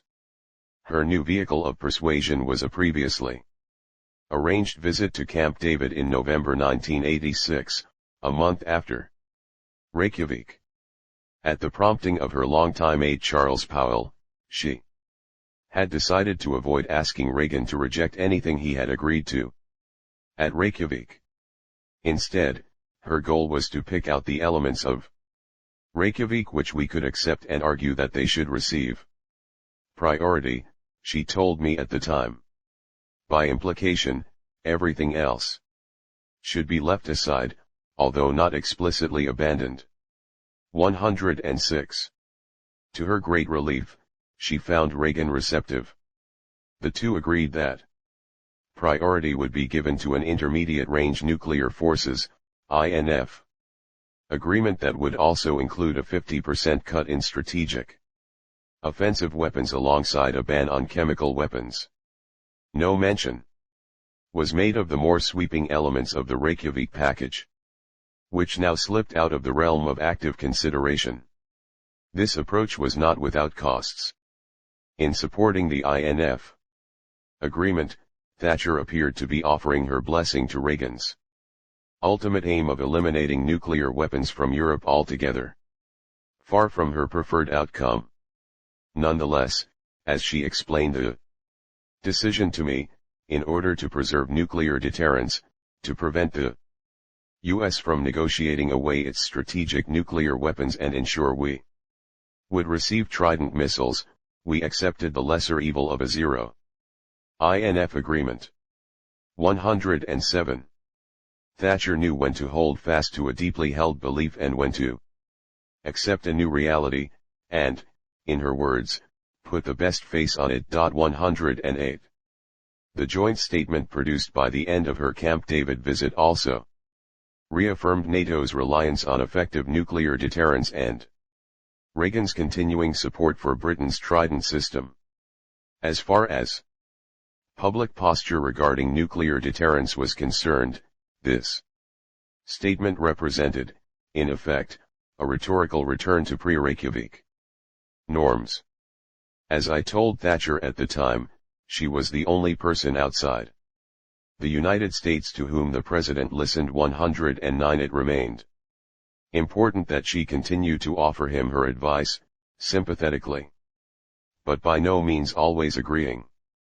Thatcher's arguments also benefited from the administration's weakening in the wake of the Iran-Contra scandal, as officials were exposed for having used the proceeds from unauthorized American weapon sales to Iran to fund the Contra insurgency against the Marxist-Leninist-Sandinista regime in Nicaragua.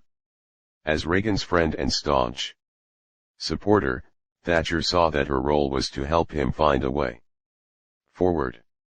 She also did the West a great service by reaffirming the fundamentals of NATO's defensive doctrine.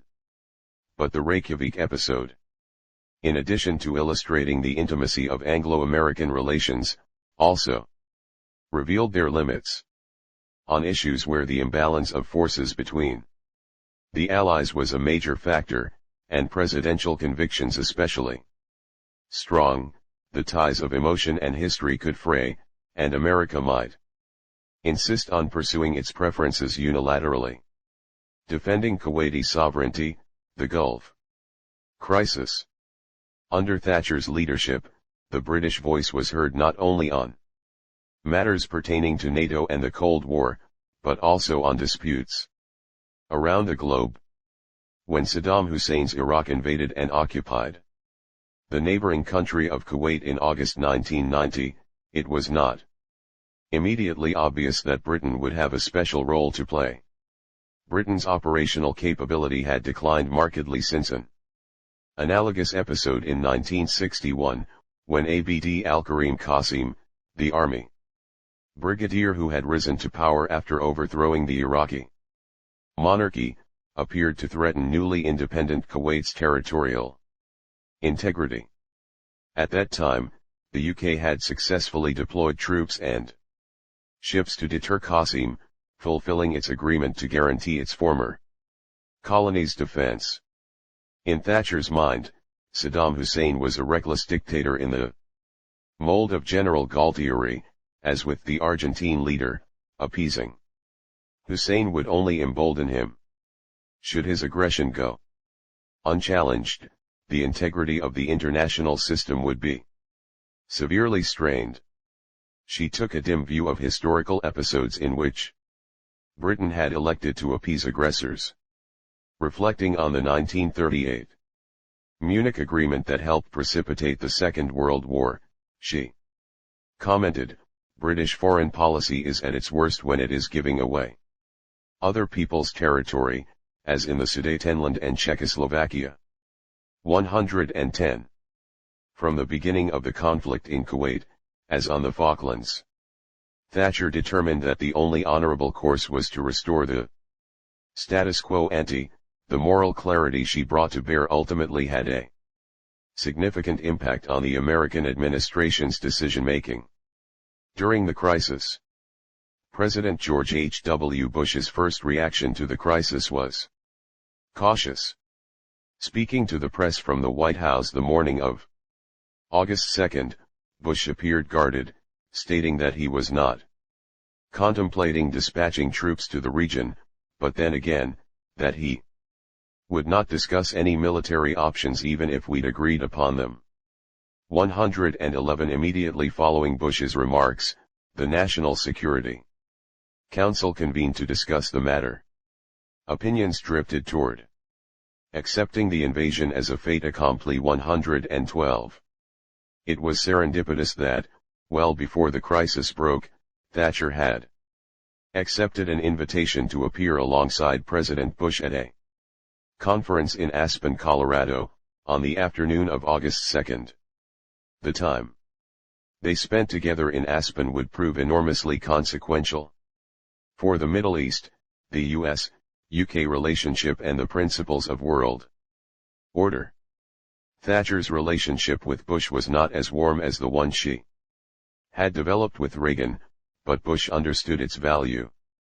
Charles Powell, who accompanied Thatcher to Aspen, noted that the two leaders were in very close agreement on Kuwait, although Thatcher appeared to be more impressed than Bush with the urgency of marshalling a military response. 113.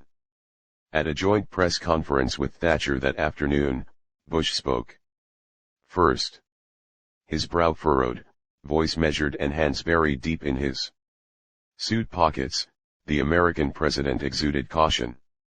He recounted that he had been on the phone with Middle Eastern leaders, expressed his concern over Iraqi aggression and called for a peaceful solution. 114. After thanking Bush for welcoming her to Colorado, Thatcher lost no time in getting to the main question, just as she had in her maiden speech to Parliament 30 years earlier. Iraq has violated and taken over the territory of a country which is a full member of the United Nations. That is totally unacceptable. And if it were allowed to endure, then there would be many other small countries that could never feel safe. 115. Although Thatcher chose these words carefully, it was not so much the substance of her remarks as her method of delivering them that made an immediate impression. She spoke in staccato bursts, with great emphasis and total conviction. She was simply in her element as a leader. By the time Bush returned to the White House on August 5, his view had hardened significantly. "I view very seriously our determination to reverse this aggression," he said, declaring, "This will not stand." 116. Speaking with Charles Powell a week later, "I attributed much of the President's shift in tone to Thatcher's presence, the White House party had gone out to Aspen leaning toward the view that there was nothing much to be done, but had returned braced and determined. 117. With the benefit of hindsight, I believe Bush was evolving toward a more muscular response before he arrived in Aspen, but his discussions there with Thatcher strongly reinforced his instincts. Later that month, she offered Bush similar encouragement following the passage of a UN resolution that permitted the use of force to interdict oil tankers seeking to breach the sanctions against Iraq. This was no time to go wobbly, she insisted. The firm tone that Thatcher helped to set during the early days of the conflict was an important factor in the eventual liberation of Kuwait. While Thatcher was quick to defend Kuwaiti sovereignty, she was reluctant to grant the United Nations a major role in the country's liberation. She did welcome UN Security Council Resolution 660, passed the day after Kuwait was invaded, which condemned Iraqi aggression and demanded an immediate withdrawal. However, she viewed the prospect of greater UN involvement with pronounced skepticism. When it became clear that an Iraqi withdrawal would not be achieved through purely diplomatic means, she resisted efforts to seek an additional Security Council resolution that would authorize the use of force. If any military action was treated as requiring a Security Council mandate, she argued, a precedent would be set that would undermine the right of self-defense inherent in the principle of national sovereignty. As a practical matter, she also wanted to preserve maximum freedom of action over the manner of Kuwait's liberation. On this point, she initially had President Bush's support. She does not want to go back to the UN on use of force, nor do I, Bush wrote in his diary in early September 118. In the end, however, her intentions fell victim to the domestic situation in the United States. Bush understood the resistance in Congress and among the public to taking military action without UN backing. Thatcher did not face equivalent constraints in the United Kingdom, and so, in private, she proceeded to argue intensely against an additional UN resolution. But the internal needs of U.S. politics prevailed. In early November 1990, she conceded the argument. For entirely unrelated reasons, however, she would be forced from office. Mere weeks later, the limits to leadership, Germany and the future of Europe. Great statesmen operate at the outer limits of what is commonly thought possible, rather than parroting whatever orthodoxy defines the times, they probe its boundaries. Throughout her career, Thatcher had challenged the dictates of conventional wisdom, providing leadership that shifted the terms of debate. On occasion, however, her belief in her ability to achieve the seemingly impossible turned out to be misplaced. Following the fall of the Berlin Wall on November 9, 1989, Thatcher deviated from the prudence and flexibility that generally served her well. Instead of leading the West toward a policy of German unification and anchoring a united Germany within NATO, she found herself increasingly at odds with her Atlantic peers. For Thatcher, the fall of the Berlin Wall was indeed cause for celebration. Similarly, the subsequent collapse of communist regimes throughout Eastern Europe represented a culmination of the dismantling of the Soviet satellite orbit, what she had been working to achieve throughout her time in office. But she was left deeply troubled by the logical corollary to the Iron Curtain's demise, namely, that East and West Germany, artificially divided since the Second World War, should now unify. Thatcher's concerns about German reunification had a legitimate basis. In 1871, the last time the newly unified Germany had entered the International system, Benjamin Disraeli had deemed it a greater political event than the French Revolution. 119 The British statesman was proven prescient by a series of crises that erupted following Bismarck's 1890 retirement, culminating in the outbreak of the First World War in August 1914. A united Germany would once again inevitably alter the balance of power in Europe, and Thatcher was not alone in believing that the implications of such a change required careful consideration. Seared by her experiences as a child of the Second World War, Thatcher doubted that the assertive and expansionist conduct of Germany had come to an end with Hitler's defeat. She distrusted what she perceived as an immutable German national character. In her pessimistic moments, she feared that not all the demons of Germany's past had been exorcised. To understand a man, Napoleon is said to have observed, "Look at the world when he was 20. Thatcher had turned 20 in 1945. She was not shy about giving expression to these skeptical sentiments. At a dinner we both attended in Toronto on the sidelines of the June 1988 G7 Summit 120, I quoted Bismarck in a toast to her, suggesting that the best a statesman could do was to grasp the hem of God's cloak and walk with him a few steps. Thatcher, who had only been half listening, asked whose cloak I had proposed latching onto. When the host explained that I was quoting Bismarck, she asked, "Bismarck, the German?"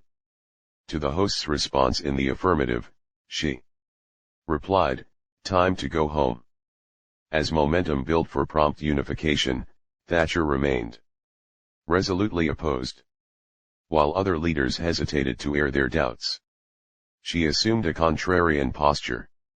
Rather than contemplating unification, she argued that attention should focus on establishing genuine democracy in East Germany, insisting that two democratic German states could continue to exist side by side indefinitely. And attempting to underscore her concern that a united Germany might once again aspire to dominate Europe, she added another argument.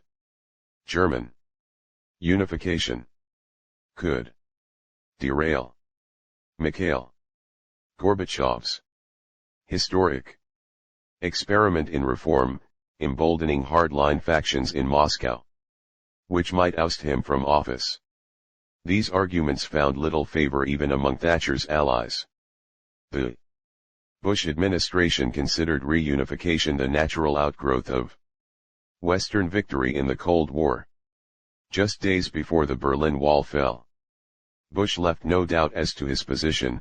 "I don't share the concern that some European countries have about a reunified Germany," he told the New York Times, "because I think Germany's commitment to and recognition of the importance of the alliance is unshakable."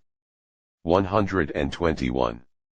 European leaders such as French President François Mitterrand, who had initially shared her hesitation, began to tiptoe toward accepting reunification while still seeking to shape the conditions under which it would take place.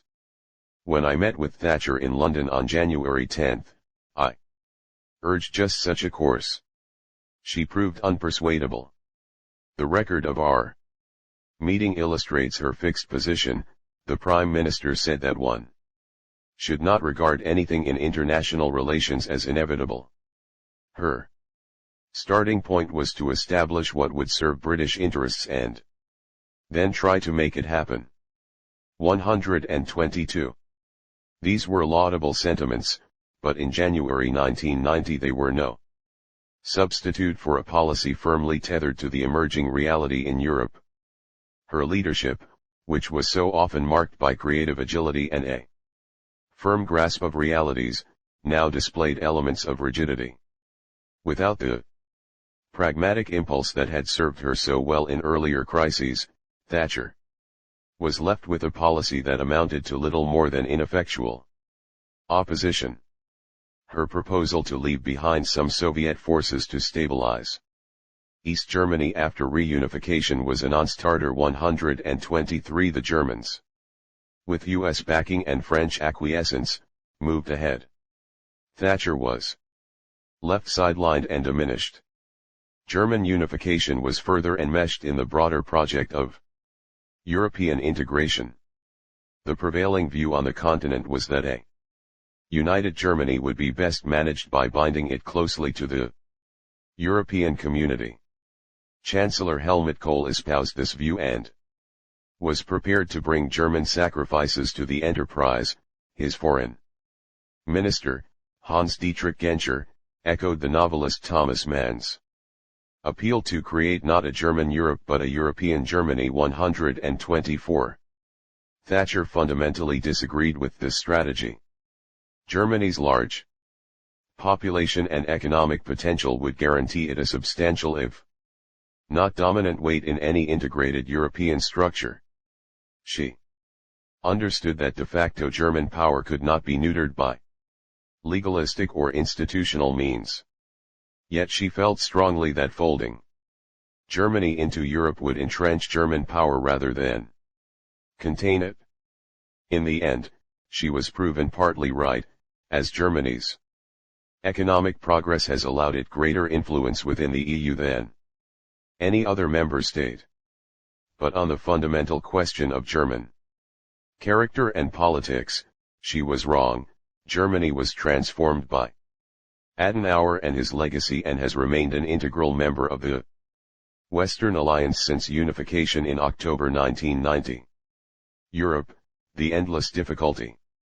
It was not simply German reunification, but the entire agenda of European integration that was at odds with Thatcher's worldview. As a defender of parliamentary sovereignty, she regarded the transfer of powers from nation-states to European supranational institutions staffed by unelected bureaucrats as an abrogation of democratic and sovereign rights. Thatcher's strategy had been to encourage economic liberalization in Europe without advancing political integration. Attempting to maintain this balance became her ultimate foreign policy dilemma. In 1984, after years of painstaking negotiations, she had won a major political victory over Brussels, granting Britain an annual rebate that reduced Britain's contribution to the European budget by 2/3. In 1986, she had embraced the Single European Act in pursuit of a single market. Indeed, it had been principally drafted by the British. She failed, however, to foresee that the act would be used to extend qualified majority voting in European councils, thus accelerating the shift of power away from national capitals. As she later acknowledged in her memoirs, it is now possible to see the period of my second term as Prime Minister as that in which the European community subtly but surely shifted its direction away from being a community of open trade, light regulation, and freely cooperating sovereign nation-states toward statism and centralism. 125. The stage had been set for a conflict, both between London and Brussels and within the Conservative Party, that would last for more than a generation. How to manage Britain's relationship with Europe is a perennial question and, for the leader of the Conservative Party, a perilous one. From Margaret Thatcher in November 1990 to Theresa May in July 2019, 4 Conservative premierships foundered on the shoals of the European relationship. 126. The first sign of Thatcher's struggle to manage her party's divides over Europe came with the resignation of Defence Minister Michael Heseltine in January 1986. The controversy was nominally about Westland, Britain's sole remaining helicopter manufacturer, but essentially about Heseltine's ambition to replace Thatcher as Prime Minister. The American company Sikorsky had expressed interest in becoming a minority shareholder in Westland, hoping to turn around the unprofitable British manufacturer by infusing it with capital, an option that appealed to Thatcher's free market as well as her Atlanticist convictions. But Heseltine favored a statist and European solution. Under the Heseltine plan, the struggling British company would join a consortium with British, French, German, and Italian defense companies. A fracas ensued in which Downing Street sought to discredit Heseltine, touching off a brief period of turbulence that appeared to threaten Thatcher's grip on the Conservative Party. In the end, Heseltine resigned and Sikorsky bailed out Westland. Charismatic, wealthy, and fiercely ambitious, Heseltine positioned himself as a pro-European successor to Thatcher. His unsubtle insurgency would smolder on the backbenches for years before suddenly bursting into a conflagration in November 1990. By then, plenty of tinder had accumulated. Conservative political giants rose and fell in relation to their stances on Europe.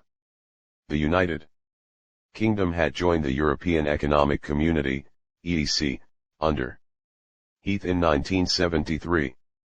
But in 1979 Britain declined to enter the nascent European Rate Mechanism, ERM, a loose precursor to the euro currency that would require participating countries to keep their foreign exchange rates within a certain range of the value of the European currency unit, ECU, which was itself determined by weighting member countries' currencies according to the size of their economies. The knockdown, drag-out fights over the EEC, the ERM, and the ECU had divided the British cabinet and steadily undermined Thatcher's leadership. She rejected the possibility of Britain's joining the ERM in 1985, but by early 1987 Chancellor of the Exchequer Nigel Lawson had found a workaround. Without Thatcher's approval, he made sure that the pound sterling would shadow the West German Deutschmark at a specified rate. By November 1987, however, Thatcher became aware of the tacit agreement and cancelled the policy by early 1988 127. Amid this context of increasingly ambitious schemes for European integration, as well as an incurably divided Conservative Party, Thatcher accepted an invitation to deliver an address on the continent's future at the College of Europe in Bruges, Belgium. Aware that her audience of aspiring Eurocrats was not a natural constituency for her Eurosceptic message, she leavened the speech's opening with a joke. If you believe some of the things said and written about my views on Europe, she said, flashing a broad smile, it must seem rather like inviting Genghis Khan to speak on the virtues of peaceful coexistence. 128 Like Genghis Khan, however, Thatcher had come to conquer. The joke would be the extent of her gentility. Rather than offering an encomium to the idea of Europe, Thatcher set out to prescribe its limits. In this way, the Bruges speech can be read as a declaration of independence from her cabinet critics. In Thatcher's view, the European community was supposed to pursue 5 guiding principles: rely on willing and active cooperation among independent sovereign states, tackle present problems in a practical way, encourage enterprise, not be protectionist, and maintain a sure defense through NATO. 129. By practical, Thatcher meant a streamlined, politically accountable, pro-market European bureaucracy that would regulate with a light touch and focus on immediate problems rather than grand schemes. In line with this, her vision of Europe was based on retaining distinct nation-states. To try to suppress nationhood and concentrate power at the center would be highly damaging and would jeopardize the objectives we seek to achieve. Europe will be stronger precisely because it has France as France, Spain as Spain, Britain as Britain, each with its own customs, traditions, and identity. It would be folly to try to fit them into some sort of identikit. European Personality 130. It was a passage Charles de Gaulle would have endorsed word for word. Thatcher's skepticism of centralization, so prominent in the Bruges speech, had grown out of her study of Hayek before she became Prime Minister. By the time she spoke in Bruges, she had the experience of implementing reforms in Britain such as privatizing industry and public housing, initiatives that succeeded in large part because they returned the state's power to private enterprise.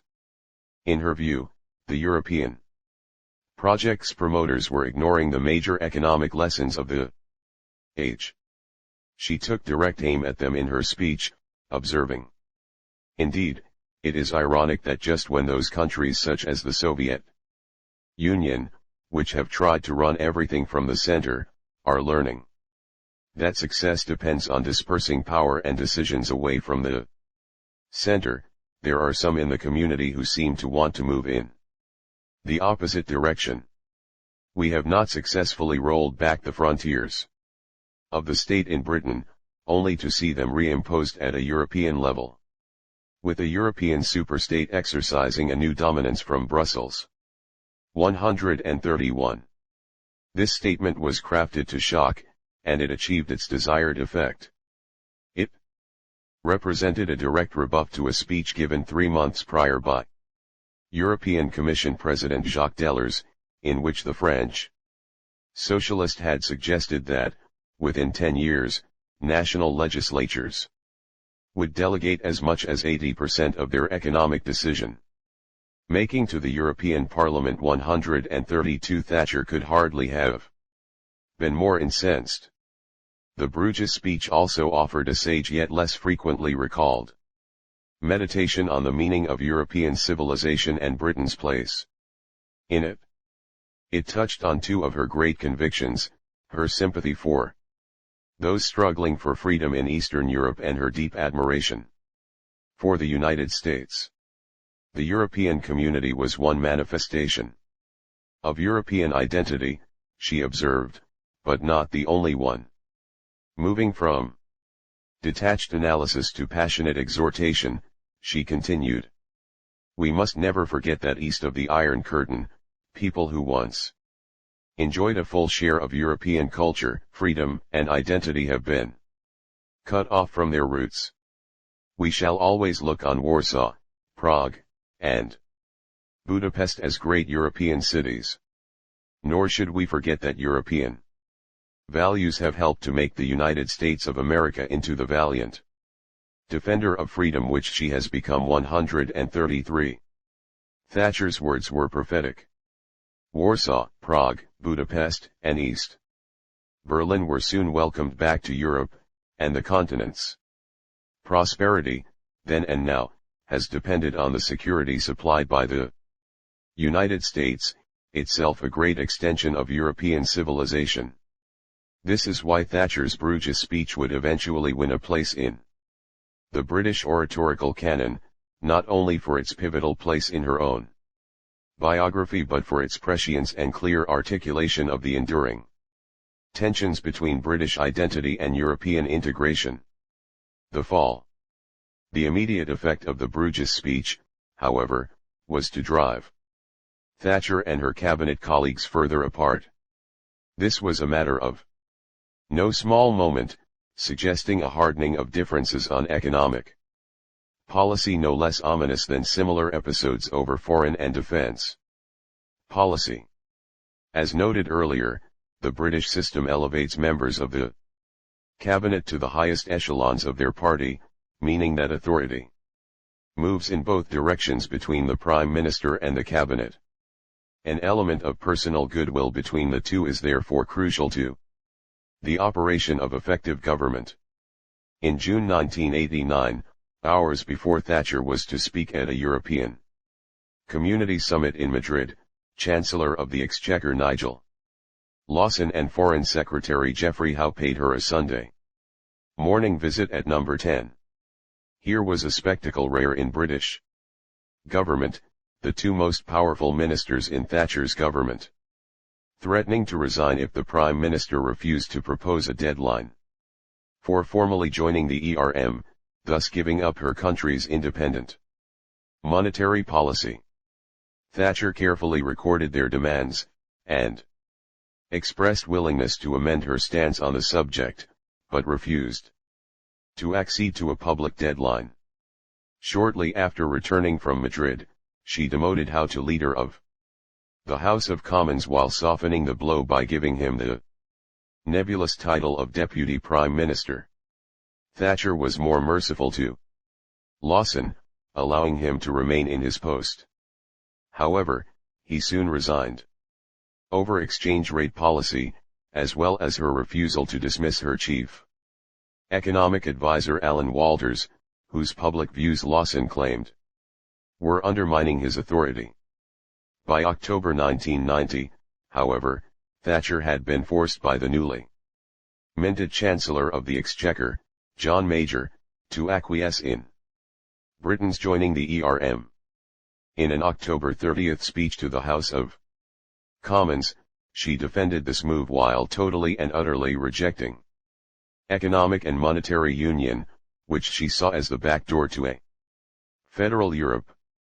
Furious at her cabinet and bent on forestalling additional challenges to her policies, she appeared to take her rhetorical cues from God's words of caution to Job, "Hitherto shalt thou come, but no farther." Setting up Jacques Delors as her foil, Thatcher recounted that he wanted the European Parliament to be the democratic body of the community, he wanted the Commission to be the executive, and he wanted the Council of Ministers to be the Senate. Her response was straightforward: no, no, no. 134. No, no, no, quietly but emphatically uttered, would become another immortal Thatcher phrase, but not before it helped to topple her government, which was already bleeding support due to her espousal of the unpopular community charge, a local government poll tax. 2 days later, Geoffrey Howe resigned his cabinet post over matters of substance as well as of style, as he would explain in a November 13 address to the House of Commons. Thatcher's policy on economic and monetary union, he argued in his resignation speech, increasingly risks leading herself and others astray. Howe's oration was a masterpiece, peppered with backhanded compliments. After saluting Thatcher's courage and leadership before a spellbound House, he then aimed squarely at her approach by invoking Harold Macmillan's belief that Britain had to place and keep ourselves within the EC. He saw it as essential then, as it is today, not to cut ourselves off from the realities of power, not to retreat into a ghetto of sentimentality about our past and so diminish our own control over our own destiny in the future. 135. Growing more heated, Howe characterized Thatcher's rhetoric on Europe as tragic and disturbing. Then he modulated to a more in sorrow than in anger tone. The tragedy is, and it is for me personally, for my party, for our whole people and for my right honorable friend herself, a very real tragedy, that the Prime Minister's perceived attitude toward Europe is running increasingly serious risks for the future of our nation. It risks minimizing our influence and maximizing our chances of being once again shut out. We have paid heavily in the past for late starts and squandered opportunities in Europe. We dare not let that happen again.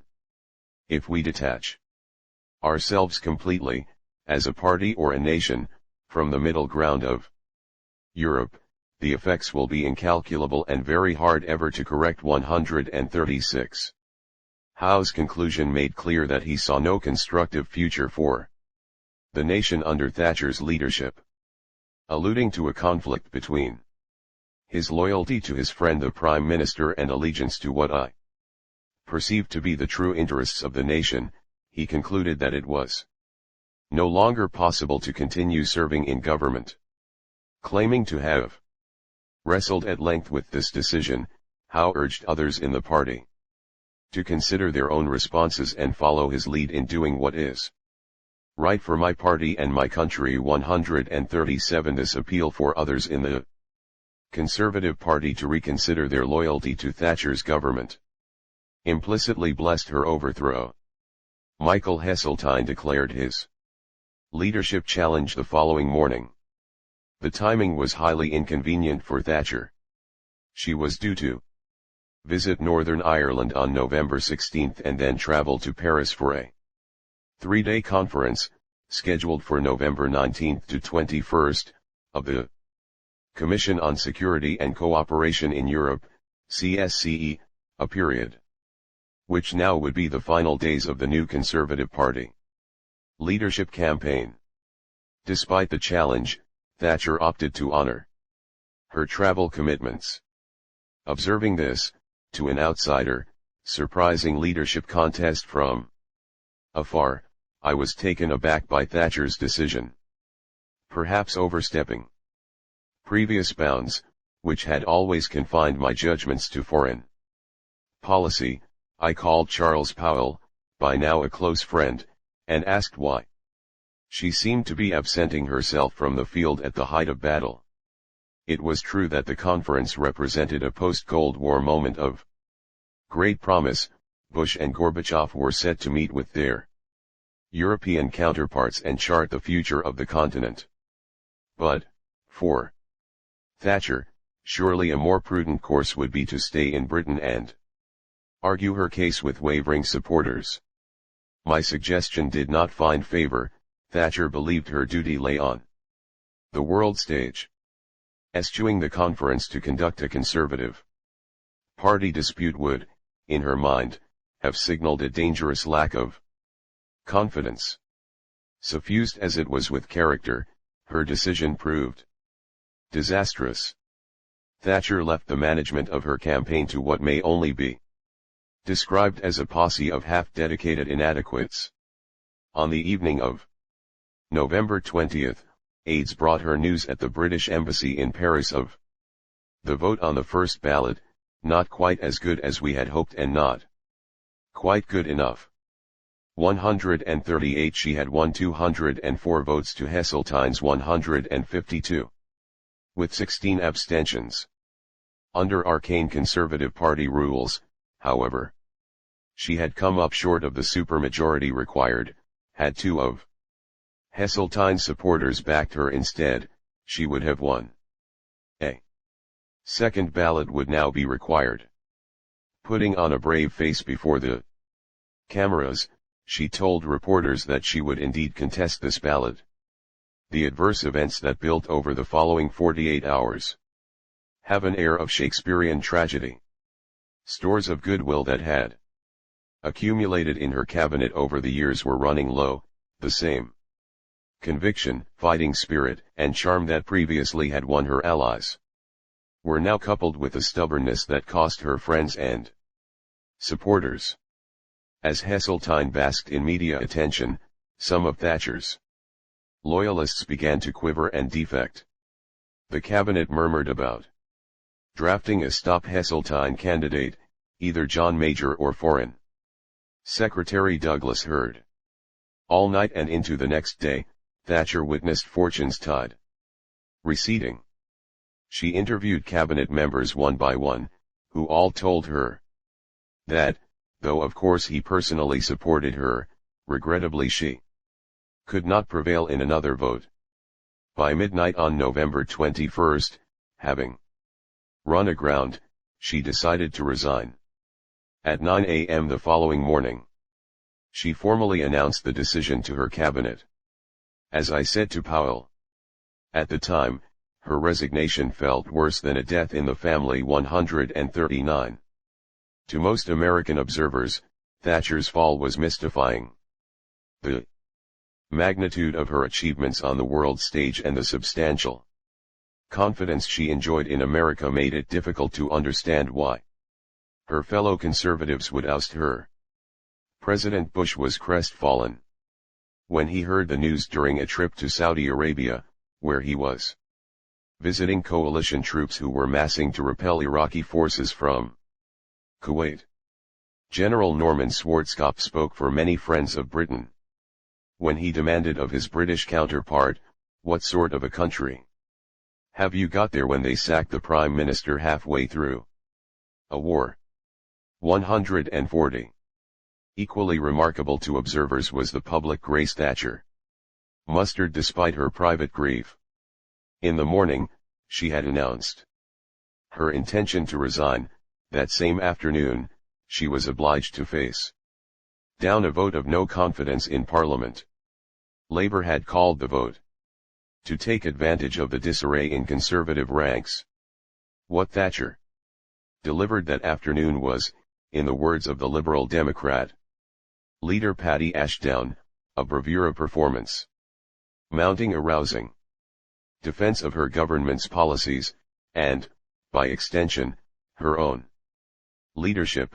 She asked, when the windy rhetoric of Labour has blown away, what are their real reasons for bringing this motion before the House? Her answer was unyielding. It cannot be a complaint about Britain's standing in the world. That is deservedly high, not least because of our contribution to ending the Cold War and to the spread of democracy through Eastern Europe and the Soviet Union, achievements that were celebrated at the historic meeting in Paris from which I returned yesterday. It cannot be the nation's finances. We are repaying debts, including the debts run up by the Labour Party. The real issue to be decided is how best to build on the achievements of the 1980s, how to carry conservative policies forward through the 1990s, and how to add to 3 general election victories a fourth, which we shall surely win. 141. In this, too, Thatcher was entirely prescient. John Major would best Heseltine in the forthcoming leadership contest and win a 4th consecutive victory for the Conservatives in the 1992 general election.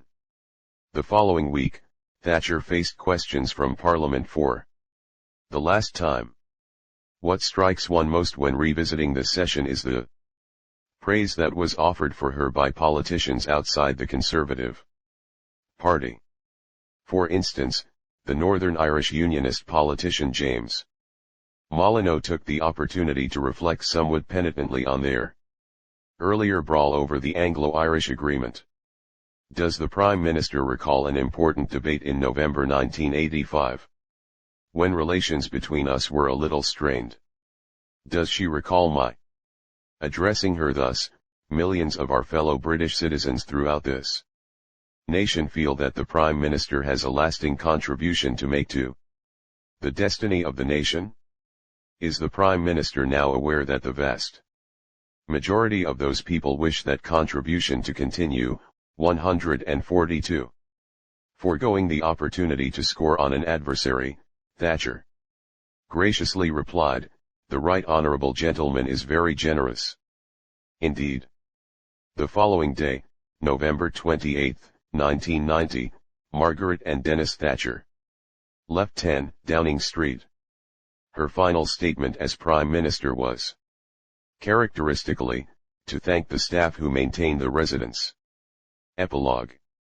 The revival of Britain brought about by Thatcher was at once an economic and spiritual undertaking.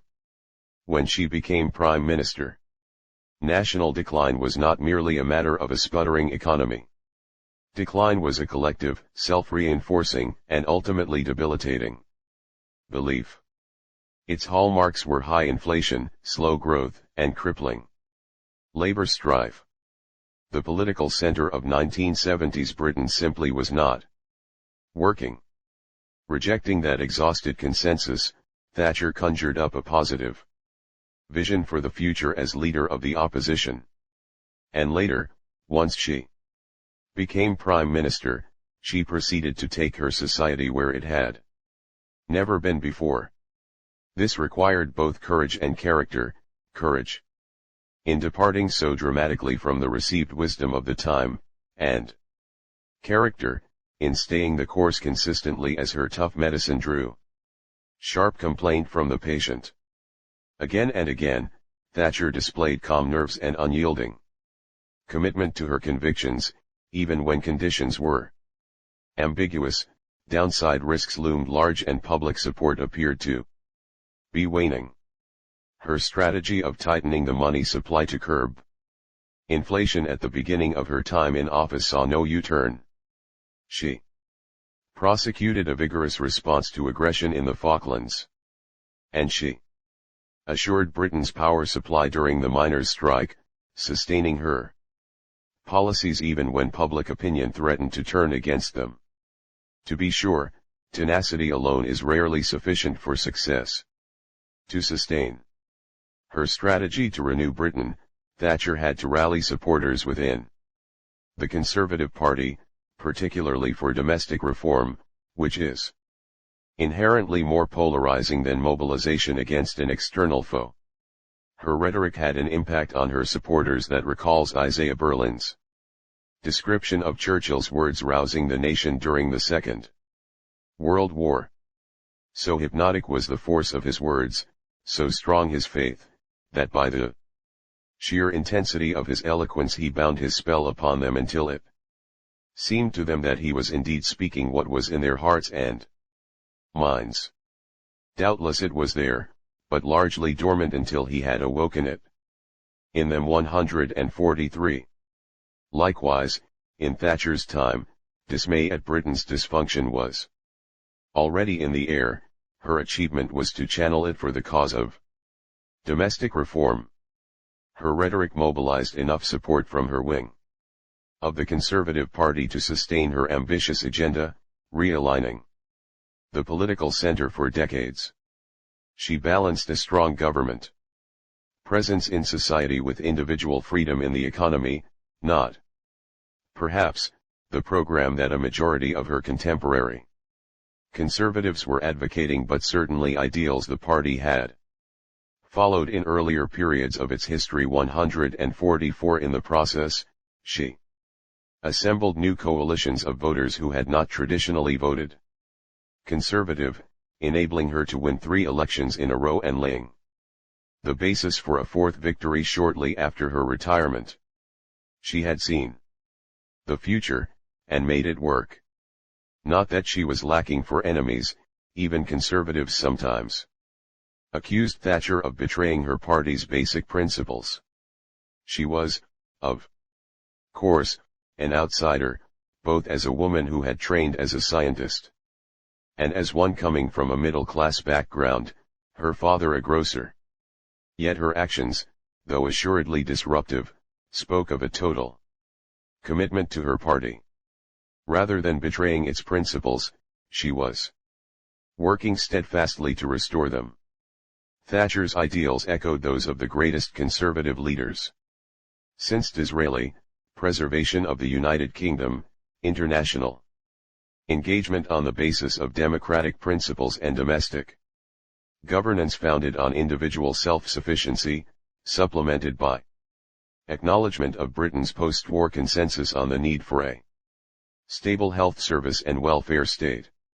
In international affairs, although she initially saw little value in diplomatic outreach to the Soviet Union, she changed course when she came across Mikhail Gorbachev and judged the time right to make progress. With an eye firmly on the longer term, she engaged with Gorbachev on substantial issues, believing that opening such a dialogue would ultimately strengthen the position of the democratic West. Thatcher also saw no conflict between her free market principles and the obligation of environmental stewardship. A great champion of the Montreal Protocol, the rare international treaty that has been both universally praised and highly effective, Thatcher deserves her share of credit for the remarkable healing of the ozone layer in recent decades. Toward the end of her premiership, she became one of the first world leaders to speak out vigorously on the dangers of climate change. Addressing the Royal Society in 1988, she acknowledged that for all the benefits of the Industrial Revolution, it was also true that mankind had unwittingly begun a massive experiment with the system of this planet. itself. 145 Though it was left to younger generations to solve this vast and increasingly salient problem, Thatcher at least had sought to point the way. Thatcher's foreign policy was a crucial testament to the importance of the British-American partnership within the Atlantic Alliance. The reinvigoration of the special relationship secured her influence on the global stage. There was nothing about Great Britain's natural resources, economic performance or military prowess that would have qualified it for superpower status in the 1980s. Yet through her forceful personality, her skillful support when it mattered and her essential relationship with President Reagan, Thatcher acted as if Britain were on a par with the United States. And for the most part, the Reagan administration happily suspended disbelief. Some leaders adjust to their retirement from politics with relative ease and elegance. They may even grow in stature, successfully writing a new, compelling chapter in their life story. Lady Thatcher, as she soon became, was not one of those leaders. She lived for her vision and, once out of office, struggled to find anything as meaningful as the challenges she had encountered during her years at 10 Downing Street. I continued to call on her on every trip to London, even in the years after illness had clouded her mind. Despite her fearsome reputation, largely acquired from her conduct in principled debates, with me she had always been the soul of personal kindness. To our very last visit, I found her unfailingly gracious, considerate, and dignified. On those final occasions, as I sat across from a treasured friend of more than 3 decades, I saw a leader who had faced down life's trials with courage and grace. Although she had been reduced to a mere observer in politics, to millions of her fellow countrymen and women, and countless admirers abroad, she would always be a great and historic figure, an economic reformer of lasting significance, a premier, ennobled by her resolve and daring when British sovereignty was threatened, the Iron Lady of the Western world. All who dealt with her recognized her outer toughness, all could sense the inner strength that carried her through the tribulations of leadership. In her presence, few could escape her personal charm and warmth. To her critics, Thatcher's fortitude at times cloaked her human qualities. But her exceptional steeliness coexisted with the overlooked attribute that lies at the heart of her leadership, love of country. Exceptionally strong conviction and competitive drive were surely part of Margaret Thatcher's success in winning power. Discipline and calculation helped her to retain it. But only love of her country and her people can explain how she wielded power and all that she achieved with it. That Queen Elizabeth II made the decision personally to attend her funeral, an honor extended to no previous Prime Minister except Winston Churchill, testifies to Lady Thatcher's historic impact. The very last hymn to be sung at her funeral service in St. Paul's Cathedral on April 17, 2013 captured her outlook.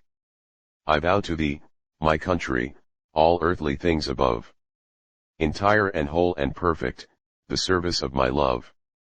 The love that asks no question, the love that stands the test, that lays upon the altar the dearest and the best. 146. Conclusion, the evolution of leadership. From aristocracy to meritocracy. These pages have traced the reciprocal impact of 6 leaders on historical circumstance, and of historical circumstance on the role of each.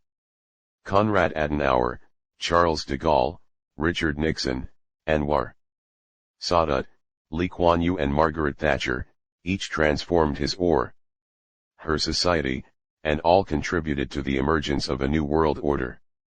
The 6 leaders were profoundly affected by the dramatic half-century when Europe, which for 400 years had shaped the unfolding of history while dominating an increasing portion of the globe, proceeded to consume much of its own substance in 2 world wars that were in effect a European civil war. They then helped shape its aftermath, in which economies had to be reorganized, domestic structures redefined, and international relations reordered. The 6 also faced the challenges of the Cold War and the disruptions brought by decolonization and globalization, all of which continue to reverberate today. The period in which these leaders had grown up was transformative. In a cultural sense, both the political and social structures of the West were irrevocably changing from a hereditary and aristocratic model of leadership to a middle-class and meritocratic one. As they came of age, the lingering residue of aristocracy was combining with the emerging paradigm of merit, at once broadening the base of societal creativity and expanding its scope. Today, meritocratic principles and institutions are so familiar that they dominate our language and thinking. Take the word nepotism, which implies favoring one's relatives and friends, especially in appointment to posts of responsibility. In the pre-meritocratic world, nepotism was omnipresent, indeed, the customary way of life, yet the practice carried no implications of unfair advantage, to the contrary. Blood relations were a source of legitimacy, as originally conceived by the philosophers of ancient Greece. Aristocracy meant rule by the best.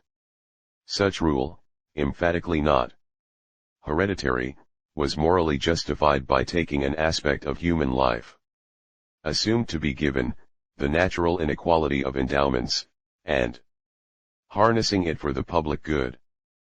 Plato's myth of the metals portrayed an aristocratic political order based on what is now called social mobility. In his telling, youths, including girls, with souls of gold, even if born to parents of brass or silver, could rise according to their natural talents. As a social system that shaped the history of Europe over the centuries, however, aristocracy took on an entirely different meaning, a hereditary nobility which endowed its leaders with power and status. The defects of aristocracy in the hereditary sense, such as the risk of slipping into corruption or inefficiency, are easily recalled today. Less well remembered are its virtues. For one, aristocrats did not understand themselves to have acquired their status through individual efforts. Position was inherent, not earned.